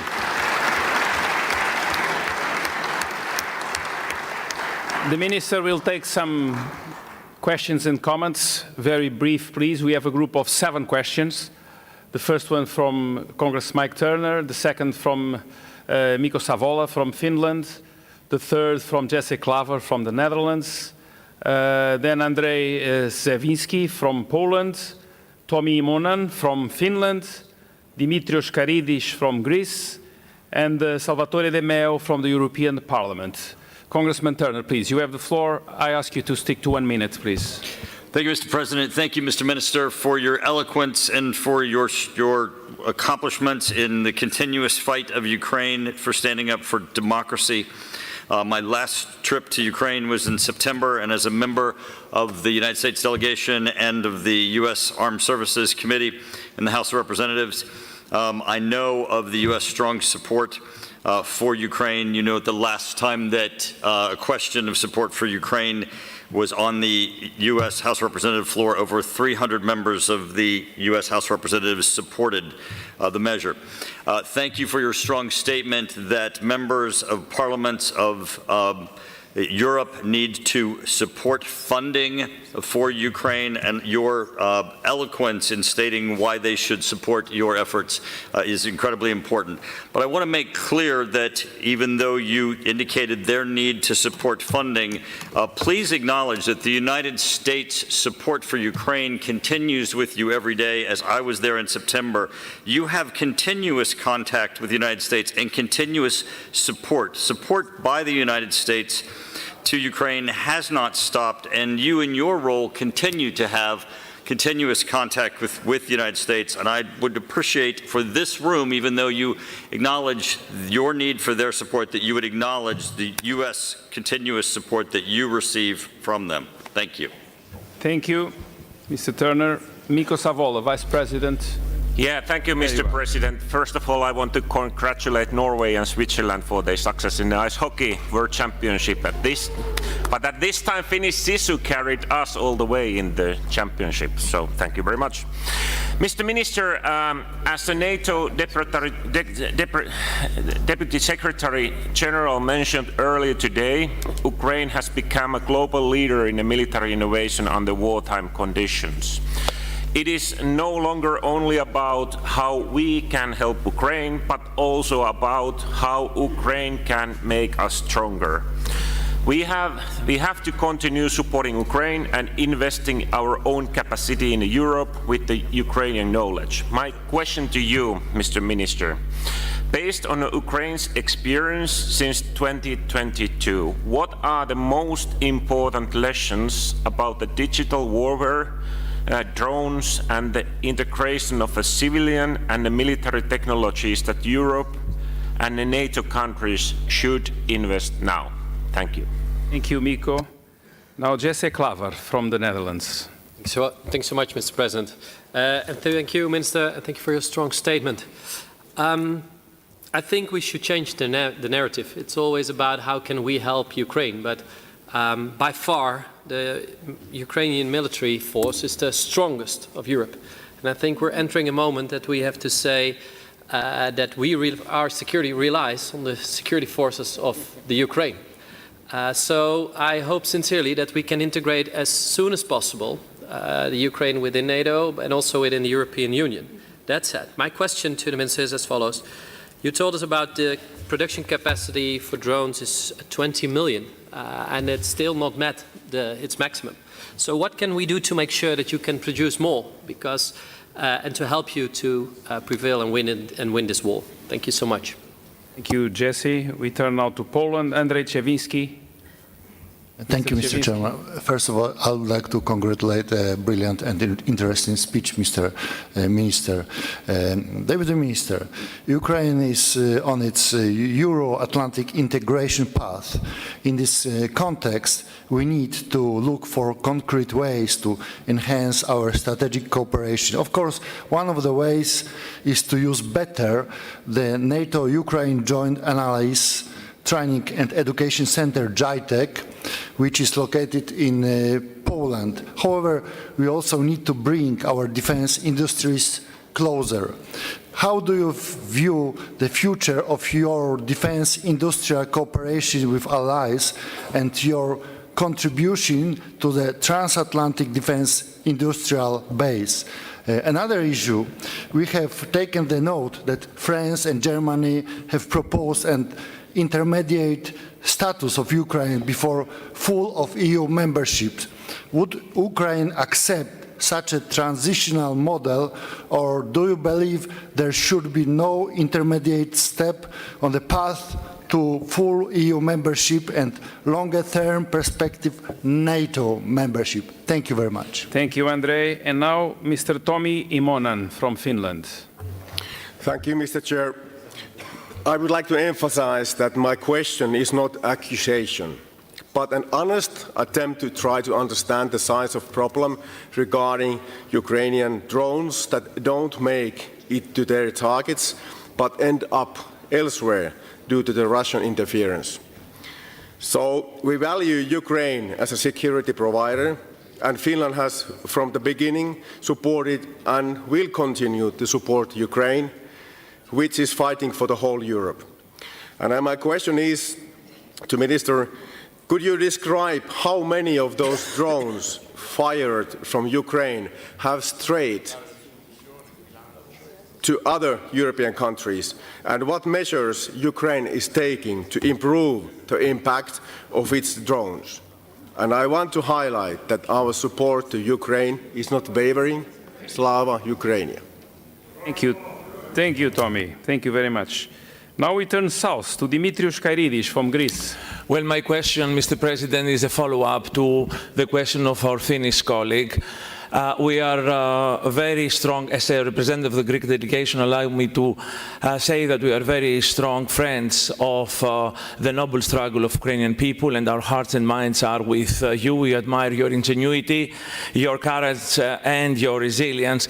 But there have been recent incidents where Greek ships were attacked by Ukrainian forces in the Black Sea, and a sea drone fully loaded with explosives was discovered in a Greek island, putting the safety of locals and tourists at risk.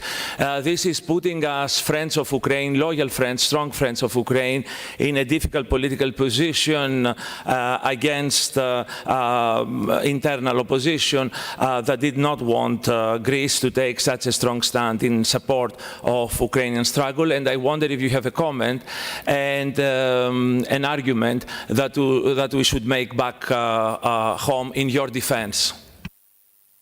Thank you, Dimitrios.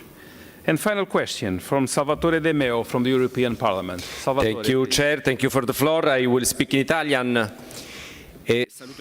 I would like to greet and thank the Deputy Minister for his speech, and I have something to tell him. In these very days, we have been talking about how to invest to reinforce Atlantic defense. In the meantime, Ukraine has been fighting over the last 4 years while innovating and producing drones while Russia hits Ukrainian cities. The European Parliament adopted a 90 billion euro loan, and this is not just a courtesy gesture, but this is pivotal for our European security. We must integrate the Ukraine industrial base, Ukraine in the European industrial base. This is not just a path of Ukraine's accession to the European Union. We cannot lose these critical infrastructures that the Ukraine can provide us. What can we do to ramp up this integration and make Ukraine part and parcel of our defense system before it's too late? I'm not sure if the minister was able to get the translation from the Italian, but if you're not, Minister, we won't take it from bad sides, and Salvatore will agree that maybe his answer won't be responded. Please, Minister, you have the floor. Yeah, thank you very much for your questions. honestly, I really thankful to you for all the words that you say, and honestly for that questions, because that's mean anyway that you are interested in details and the reasons for our cooperation, increasing cooperation, or the questions are deeply practical. So what I would like to say, first of all, I would like to thank you for everyone, and especially that's absolutely true. United States, thank you for continuing your support. Thank you for being with us day by day, and it's really necessary for us. And coming back to the question by question, maybe on this answer, I will put some points that it would be useful for next questions that you would have, and even during the bilateral conversation. So first of all, about that. Conclusions that we've done during this war and how do we use the digital data, etc. So I don't know how deeply you know all the situation, and maybe there's some words that I will say you already know that, but as you know, in Ukraine we have amazing digital systems, not just in a civilian part of the socialist state, but at the military at the same time. And for example, we have the Delta. This is the digital systems that shows all the territory, all the positions, etc. And this year, based on Delta data, we've established a new kind of the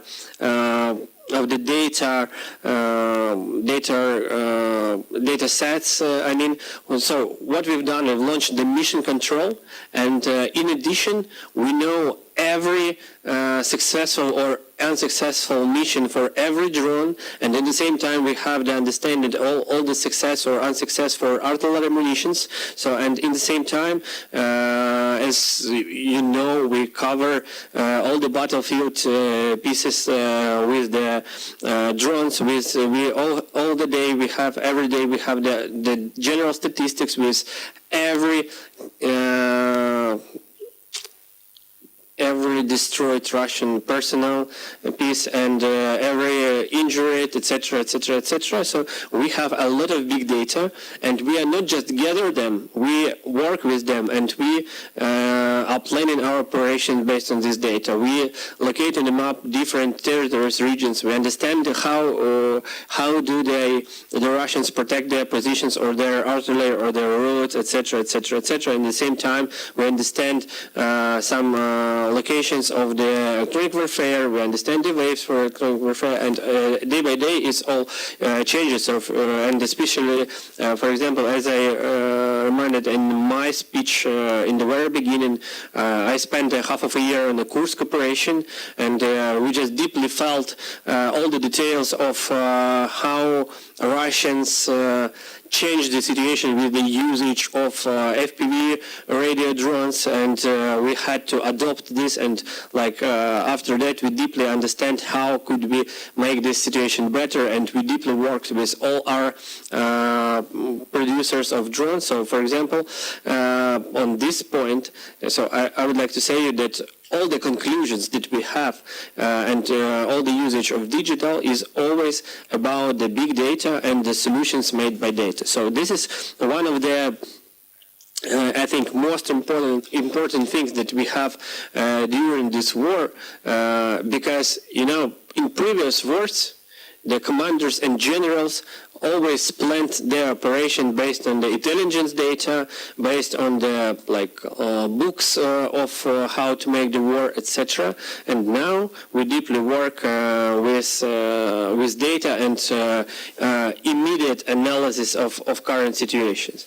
So coming back to the next questions about the prediction of the capacity, about the Ukrainian opportunity to increase the market for the for the drones, etc. So how it works? So first of all, I would like to say that Ukrainian defense industry in such a new kind of areas as like FPV drones, bombers, deep strikes, mid strikes, UGVs, and all the another brand new kinds of military equipment is established by market approach. in classic approach that you have in your countries and we had in Ukraine, I think even until maybe 2023, so like after the first year of the full-scale invasion, it was already always the centralized approach. So the biggest players, mostly half governmental or governmental companies, sometimes like such a big companies like you have in your countries, will not take the names, but they had huge orders for some research and development of new technologies, and government paid a lot, and that was like some people on the governmental side had the ideas how should the industry for military equipment grow up and what is the direction of the development. And now in Ukraine, as we have to adopt to our day-by-day updated conditions, we have the market approach. So that means that we opened the opportunity to small companies, to new companies, to startups take part in that kinds of drones or UGVs that we have, and this helps us to scale more and more as we create the conditions. We'll launch the tenders for procurement, etc. The small companies, the new engineers of the new military technologies, they see their opportunity, and this helps us to grow up even the market for this. So, and to scale more our opportunity, and of course you to have the access in future to use the best technologies confirmed on the battlefield. You just can next time after my speaking to you in bilateral conversations or with Ukrainian representatives, just discuss about the increasing maybe some funding and budgets, because as we have, for example, a new budget for a new kind of the military equipment, and we can establish this market, give to these companies the opportunity to grow up, not to be the old school companies with a long process of R&D. It helps us to grow to the next. So next question was about the industry cooperation, about JETEC and etc. I would like to say that we are staying in a deep cooperation, and JETEC is one of the parts of my responsibility for now, and I have a special team on my side who works with JETEC, so we are in deep cooperation, and of course we are interested in the industry integrations, etc., because our point is not just about helping Ukraine. And as I said in my speech, and as some of you said this in our question, is our general common European security. And European security is the main point for even to have these discussions, you to sit in there and have the opportunity like in a comfortable conditions, have these bilateral meetings with Ukraine, etc. And this is the small example of our common cooperation in the European security. So this is why it's necessary to build all the kind of the cooperation. But always, of course, it's necessary to stay in balance, because all the challenges that we have for now, I'm not talking to you about the challenges somewhere in another part of this planet, etc. So we have the challenges day by day, and we have to react this at the Ministry of Defense, as the armed forces, etc. And of course, if to be focused just on scaling industries instead of being focused on the battlefield requests, so it would be better to have the battlefield request. But in general, of course, our approach and our communication here in our delegation from Ukraine there with you today means that we are open really to our cooperation between each other of us.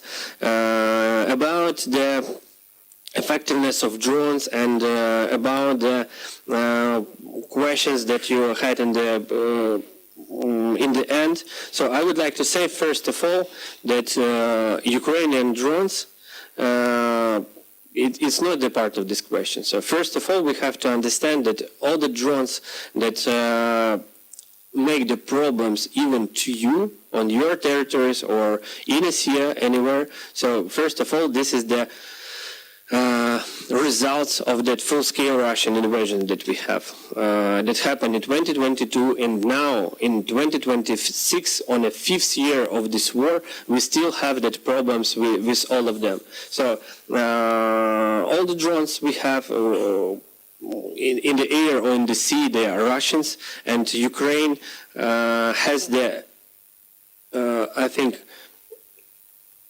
the biggest challenges in the world to stay against that attacks that we have. So we are trying to fight with these drones, mostly successful. We are not launching the drones into Europe. This is the counter-drones strategy for us to fight with them in the sea, in the sky, on the ground. So, and of course, sometimes it's even the hugest attacks that Europe ever seen before. So it's necessary to us to stay in touch with you and to have the common reaction on every danger that we see everywhere. Thank you very much. Thank you. Thank you very much, Minister. Thank you for being with us, spend some time with us, and for your informative answers to the questions. And so we pass to the next item on our agenda, which is the draft declaration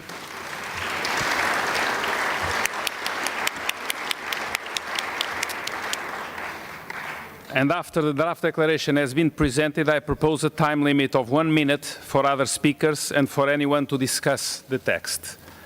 The draft declaration is supporting a quantum leap in deterrence and defense, a parliamentary agenda for a stronger NATO, as amended at the Standing Committee in Vilnius. Following the lengthy discussion in the Standing Committee, I have decided not to accept any amendments on the draft declaration under Article 35(2) and Article 4(10) of the Rules of Procedure. I am keen to hear all members' views. I therefore propose a general discussion of the draft declaration followed by a vote.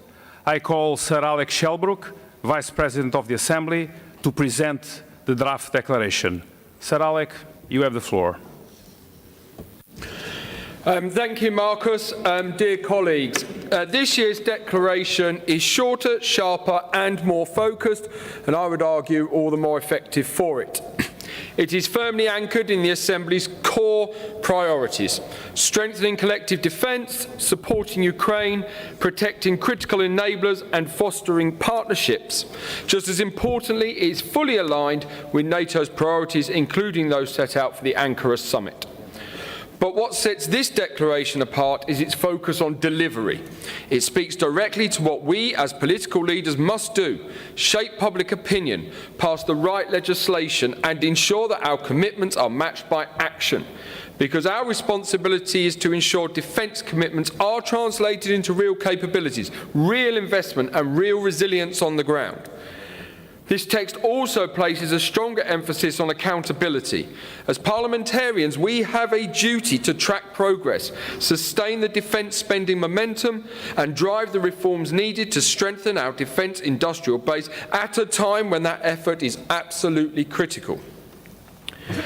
And it sends a clear political signal that this Assembly is ready not just to support NATO's adaptation, but to help drive it forward through our legislative, budgetary and political responsibilities. We have a central role to play and we are ready to deliver on it. Finally, let me thank colleagues for the positive and constructive spirit of this discussion. It has allowed us to reach a text that is balanced, focused and action-orientated. This declaration demonstrates the real value of transatlantic parliamentary dialogue and diplomacy, and the key role this Assembly plays in strengthening unity, solidarity and cohesion across the alliance. Thank you, Mr. President. Thank you, Alec. I will ask, thank you. You better stay there. You sit here? Okay, okay. I will ask the members who wish to speak to raise their hands and ask for the floor. I have a first request from Javier Moroto from Spain. Thank you. Thank you, Marcos. I would like to share one simple thought. In my own country, Spain, politics is often polarized and almost everything becomes a matter of dispute. But when we come to the NATO Parliamentary Assembly, something different happens. We speak the same language, we speak with the same words, we seek common ground, and we try to act together and united. That is precisely why I'm so deeply involved in this Assembly. Today's proposal should be in that direction. We need to avoid accusations or critics to member countries. We need to encourage cooperation, and we need to avoid polarization, sometimes invading our streets and our social media. So when I leave Vilnius today, I want to remember two things. First of all, Lithuanians' extraordinary hospitality, and that NATO PA as a forum where we remain united in defending our borders, our citizens, and our democratic values. That's why I think this statement is exactly what we need to pass today and vote today united. Thank you. Thank you, Javier. Alec, you want to use the floor to answer? Well, I'm most grateful for those comments. This is exactly what we're trying to outline. The concise language is to give clear direction, especially as we move forward to the Leaders' Summit, but also the message to the world that the democratic underpinning of NATO speaks as one voice. And when you consider that this assembly goes from hard left to hard right across European politics and everything in between, to have a single clear message shows a real strength to Russia, to other adversaries, that we speak as one as the NATO alliance. I'm very grateful for those comments, and I hope that everybody can agree that the way the text has been written sends that message loud and clear. Thank you. Thank you, Alec. Now I'll give the floor to Aurélien Saint-Yeux from France.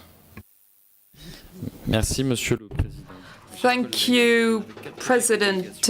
With four colleagues from Germany, Italy, Sweden, and Norway, we have just one amendment, which I will read out. The unilateral actions of the U.S. against Iran weakens the members of the alliance through resources that are being used by fragilizing the international order. And I regret the fact that our amendment was not deemed admissible. This, to me, is not democratic, and this decision is a denial of reality and not wanting to put the test the cohesion of our assembly with our concerns for an equality of all the members of the alliance. Our citizens will draw the consequences. Okay, Sir Alec, please. But at the end, I will say something anyway. I'm grateful for the comments. It shows that we do listen to widespread opinion. The President has made clear why this isn't accepted. But I would say this. This Assembly is here to speak with one voice. This is the NATO alliance. This is an assembly and a military alliance that has lasted longer than any in history. And it is absolutely vital, not only do we speak with one voice, but that we do not attack any ally within this alliance, because that shows a weakness to the results we're trying to do. We all carry a burden of responsibility to ensure the transatlantic security. A transatlantic security that has held up and could easily be argued stopped apocalyptic world wars by having the counterbalance. At this time, more than any time, it's absolutely vital that we do not present any split on foreign affairs policy positions that countries may take outside of the NATO alliance. The reasoning of the United States is a matter for the United States. There will be some who agree with that, there will be some who disagree with that. But that is not an issue for this Assembly. This Assembly speaks with one voice. The NATO alliance is there to protect transatlantic security and the security for hundreds of millions of people. This is not the forum.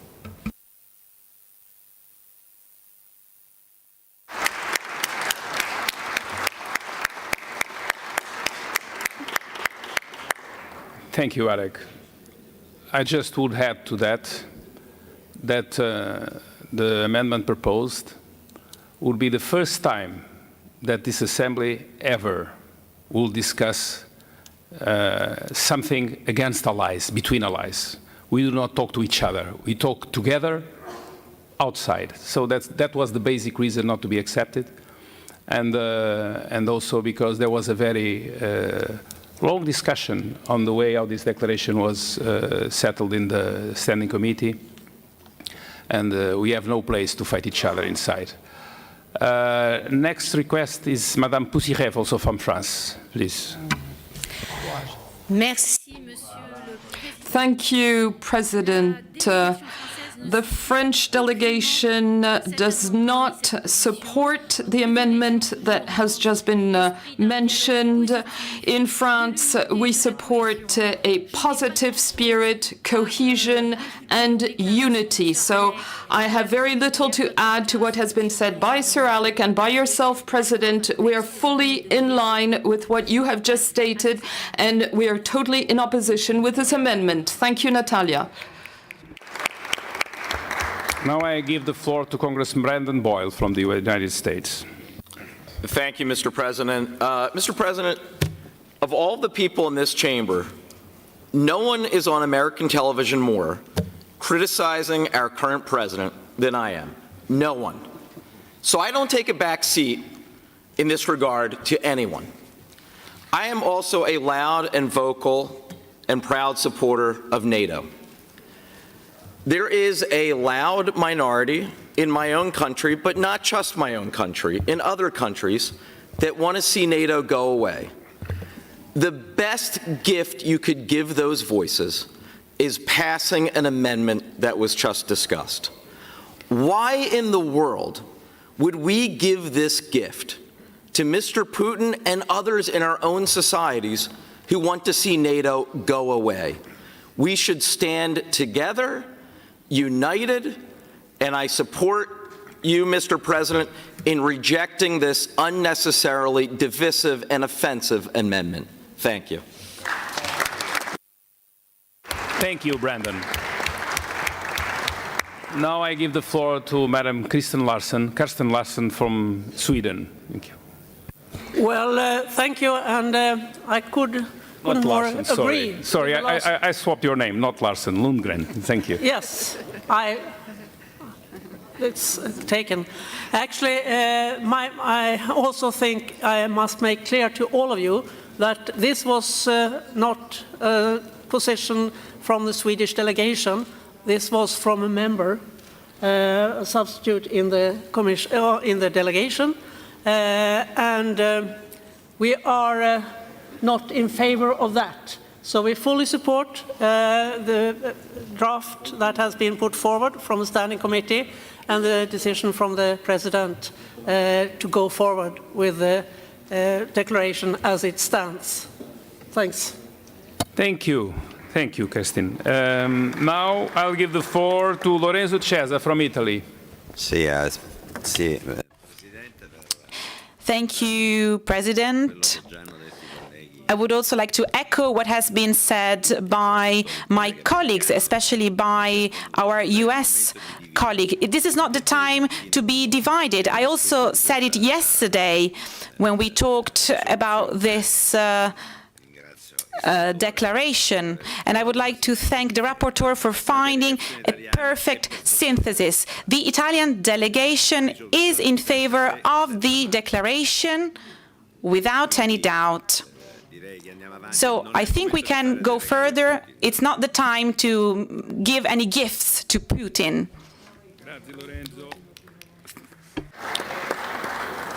Daria Safai from Belgium. Rick McCormick. Thank you so much, and thank you. I would like to thank also our rapporteur for the very good resolution that we are always, that emphasizes that we are always standing strong together.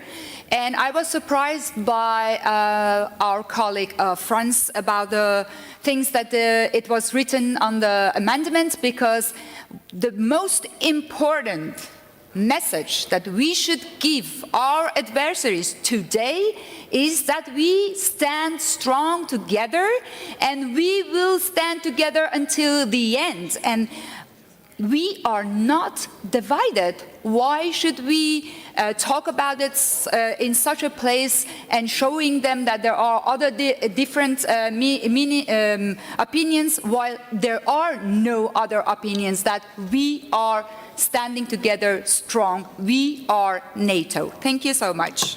Thank you, Daria. Now I'll give the floor to Beth Van Doen from the United States. Thank you very much. I think whether members agree or they disagree with a particular policy decision is not really the point. The question is whether advancing alliance security is served by publicly dividing allies at a moment when Russia continues its brutal war against Ukraine, and when the authoritarian regimes are seeking to actively weaken transatlantic unity. And when our citizens expect us to focus on the challenges before us, I believe our responsibility is to strengthen the alliance and not create more division within it. The American people are watching, but so are our adversaries. I would encourage us to remain focused on the mission that brought us together in the first place, and on the unity that has made this alliance the most successful defensive alliance in human history. Thank you. Thank you. Thank you, Beth. Maja-Lisa Fowler from Germany. Thank you, Mr. President. In addition to my colleagues from France and Sweden, I like to point out, as the head of the German delegation, that we do not support that amendment because our alliance has to be strong. We should show that we are one big alliance standing together, and therefore we do not support that amendment. Thank you. Thank you, Maya. Now, Rick McCormick from the United States. Please, you have the floor. I was going to go into a diatribe about it was justified in our actions in Iran, which of course is what we're discussing right now. But I will instead shift towards what Ronald Reagan said about 82 years ago in his Point to Hawk speech, when he said isolationism never was and never will be the answer to an expansionist tyrannical regime. As we stand together then and we stand together now, I'm very encouraged by every country's resolution to support the United States and NATO together, not letting the isolation of the far left and the far right, which sometimes creates this idea of isolationism and the destruction of NATO. I am really encouraged by all this united rhetoric together, and I thank you for standing with us. Thank you. Does anyone else want to ask for the floor? Yes, please, Greece. Well, colleagues, the world is, and our authoritarian strategic adversaries are waiting and yearning for yet another sign of weakness, divisiveness, or what have you. Let us not do them the favor. We stand by Sir Alex' declaration, no amendments. We stand by our allies. NATO is united. The United States of America is an internal part of NATO, and the Greek delegation is in favor of all that. Thank you. Thank you. Thank you. And now from Poland, Thomas Gacki. Thank you, Mr. President and colleagues. Very briefly, Polish delegation unanimously support the final version of the declaration prepared by Sir Alex Shelbrook, and the name and the word united is predominant, and the unwavering support for Ukraine is the second important option in this declaration. Thank you, and we fully agree with your declaration. Thank you, Tomasz. And now Pedro Peçanha from Portugal. Thank you, Mr. Chair. I will speak in the name of all the Portuguese delegation and of course to say that we fully support this amendment and the last version. Thank you so much, Mr. President. Thank you, Pedro.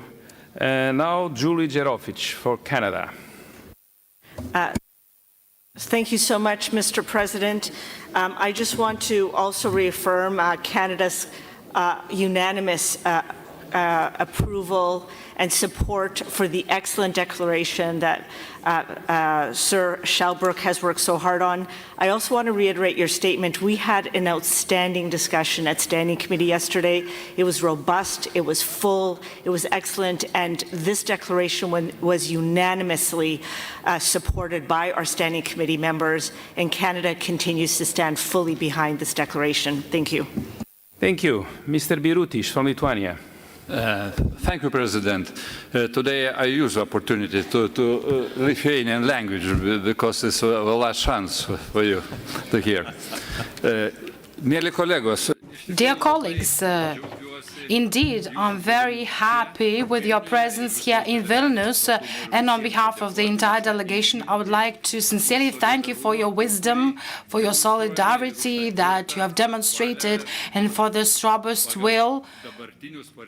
According to the recent statements I've heard, we're very happy about that. We're very grateful for you. We support unanimously the declaration where we show our unity and our solidarity and wisdom. Thank you all.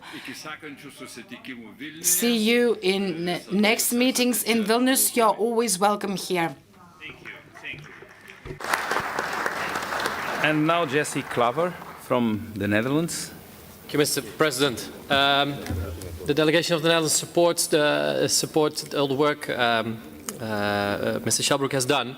And I would like to thank actually the members of this delegation who put forward this amendment during this meeting, because it gives us an opportunity to show how we stand together. So I would say it's an outrageous amendment, but thank you so much for bringing it forward, because I think it shows how united we stand, and I would say let's go to a vote. Thank you. Thank you, Jasper. Thank you, Klaver. You took the words off my mouth. I will give now... Excuse me.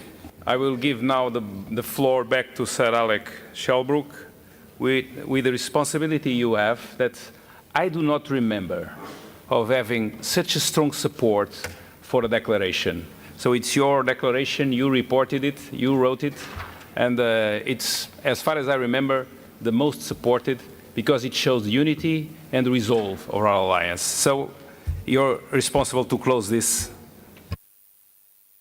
Thank you, Mr. President, and indeed to echo your words and the words of Jesse, we were just commenting that actually such a provocative amendment has given the opportunity for all allies to take their opportunity to say that after 71 years of this assembly, it is as united, if not more united, than it's ever been.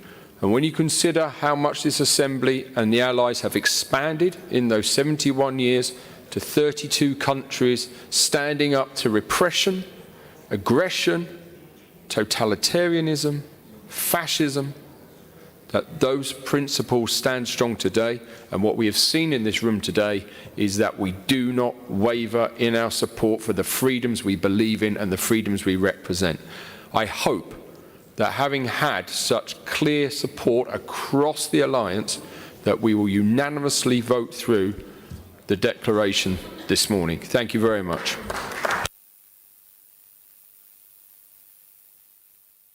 Thank you. Thank you, Alec. So we will now vote on the draft declaration on supporting a quantum leap in deterrence and defense, a parliamentary agenda for a stronger NATO. Those in favor, please raise your voting cards. That's massive. Thank you. Those against? Abstentions? Okay. Thank you. The draft declaration is agreed with a massive votation in favor and one vote against. That shows the unity and the clarity of the alliance. And all heads of delegations voted for the declaration. Thank you. Our next business today concerns the finances of the Assembly, and I call the Treasurer of the Assembly, Maja-Lisa Fullers, to introduce the final documents. Maja-Lisa, please, you have the floor.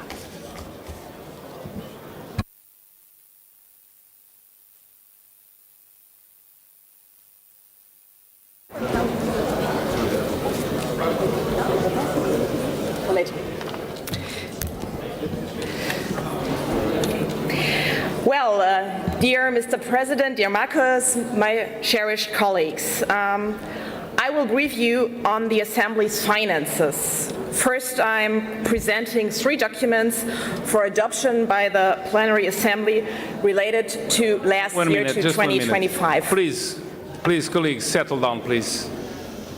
Otherwise, it will be hard for the speaker to be heard. It's okay, thank you. Thank you. Maya, please, you have the floor. The Standing Committee approved these documents during its meeting in Riga on the 11th of April. We closed the 2025 financial year with a surplus of 70,116.40 euros. I would like to emphasize that approximately half of the surplus stems from interests earned on term deposits. In addition, savings were achieved under Chapter 4, Missions, Seminars and External Relations, which largely depends on the location and number of activities undertaken. I propose to allocate this surplus through a revision of the 2026 budget with adjustments to cover costs related to IT and digital services, committee activities, and additional meetings, as well as health insurance-related costs. Further details on the allocation of the 2025 surplus can be found in my report. I hope that the Assembly will adopt these 2025 financial documents. Let me also briefly update you on the current financial year. Luxembourg is supporting the Assembly's work with funding for 2 posts, a research position and an officer position, both focused on democratic resilience, a topic we really cherish. The Swiss Federal Department of Foreign Affairs is supporting the Assembly's outreach program in 2026, and NATO is supporting with a subsidy. Let me take this opportunity to convey our sincere thanks for this generous support to Luxembourg, to Switzerland and NATO. Thank you. I've also prepared amendments to our financial regulations. These amendments were approved by the Standing Committee yesterday morning, and I would encourage that the Assembly adopts them today as well. These amendments are necessary to align the financial regulations with the Assembly's Secretariat updated management structure and existing administrative practices.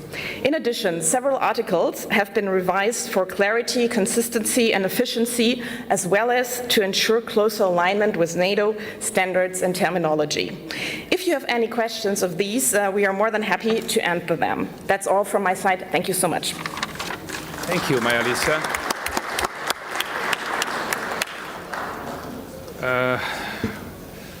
Does anyone want to ask a question to Maja-Lisa? Well, if not, we'll vote the 4 financial documents. First, the abridged version of the Audited Financial Statement 2025, the Audited Financial Statements Provident Fund 2025, the Treasurer's Report on the allocation of the 2025 surplus and update on the current financial year, and finally, the amendments to the Assembly's financial regulation. Do you agree that we vote the 4 documents as a whole, all together? I see no objections. So please, all those in favor, please raise your voting cards. Thank you. Thank you. Those against? Abstentions? Okay. The documents were approved with 1 abstention. And the financial documents are agreed. Thank you very much.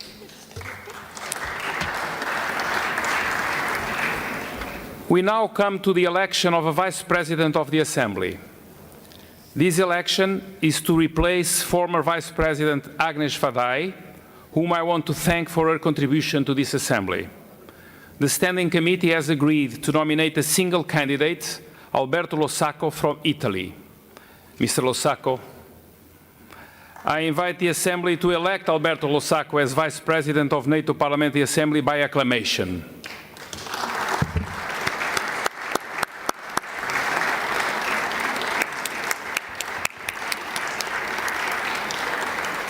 Congratulations, Mr. Losacco, on your election as Vice President of NATO Parliamentary Assembly. We are getting close to the end. On behalf of the Parliamentary Assembly, I want to thank Šarūnas Birutis, head of the Lithuanian delegation, for hosting this important and successful session here in Vilnius. Thank you, Šarūnas.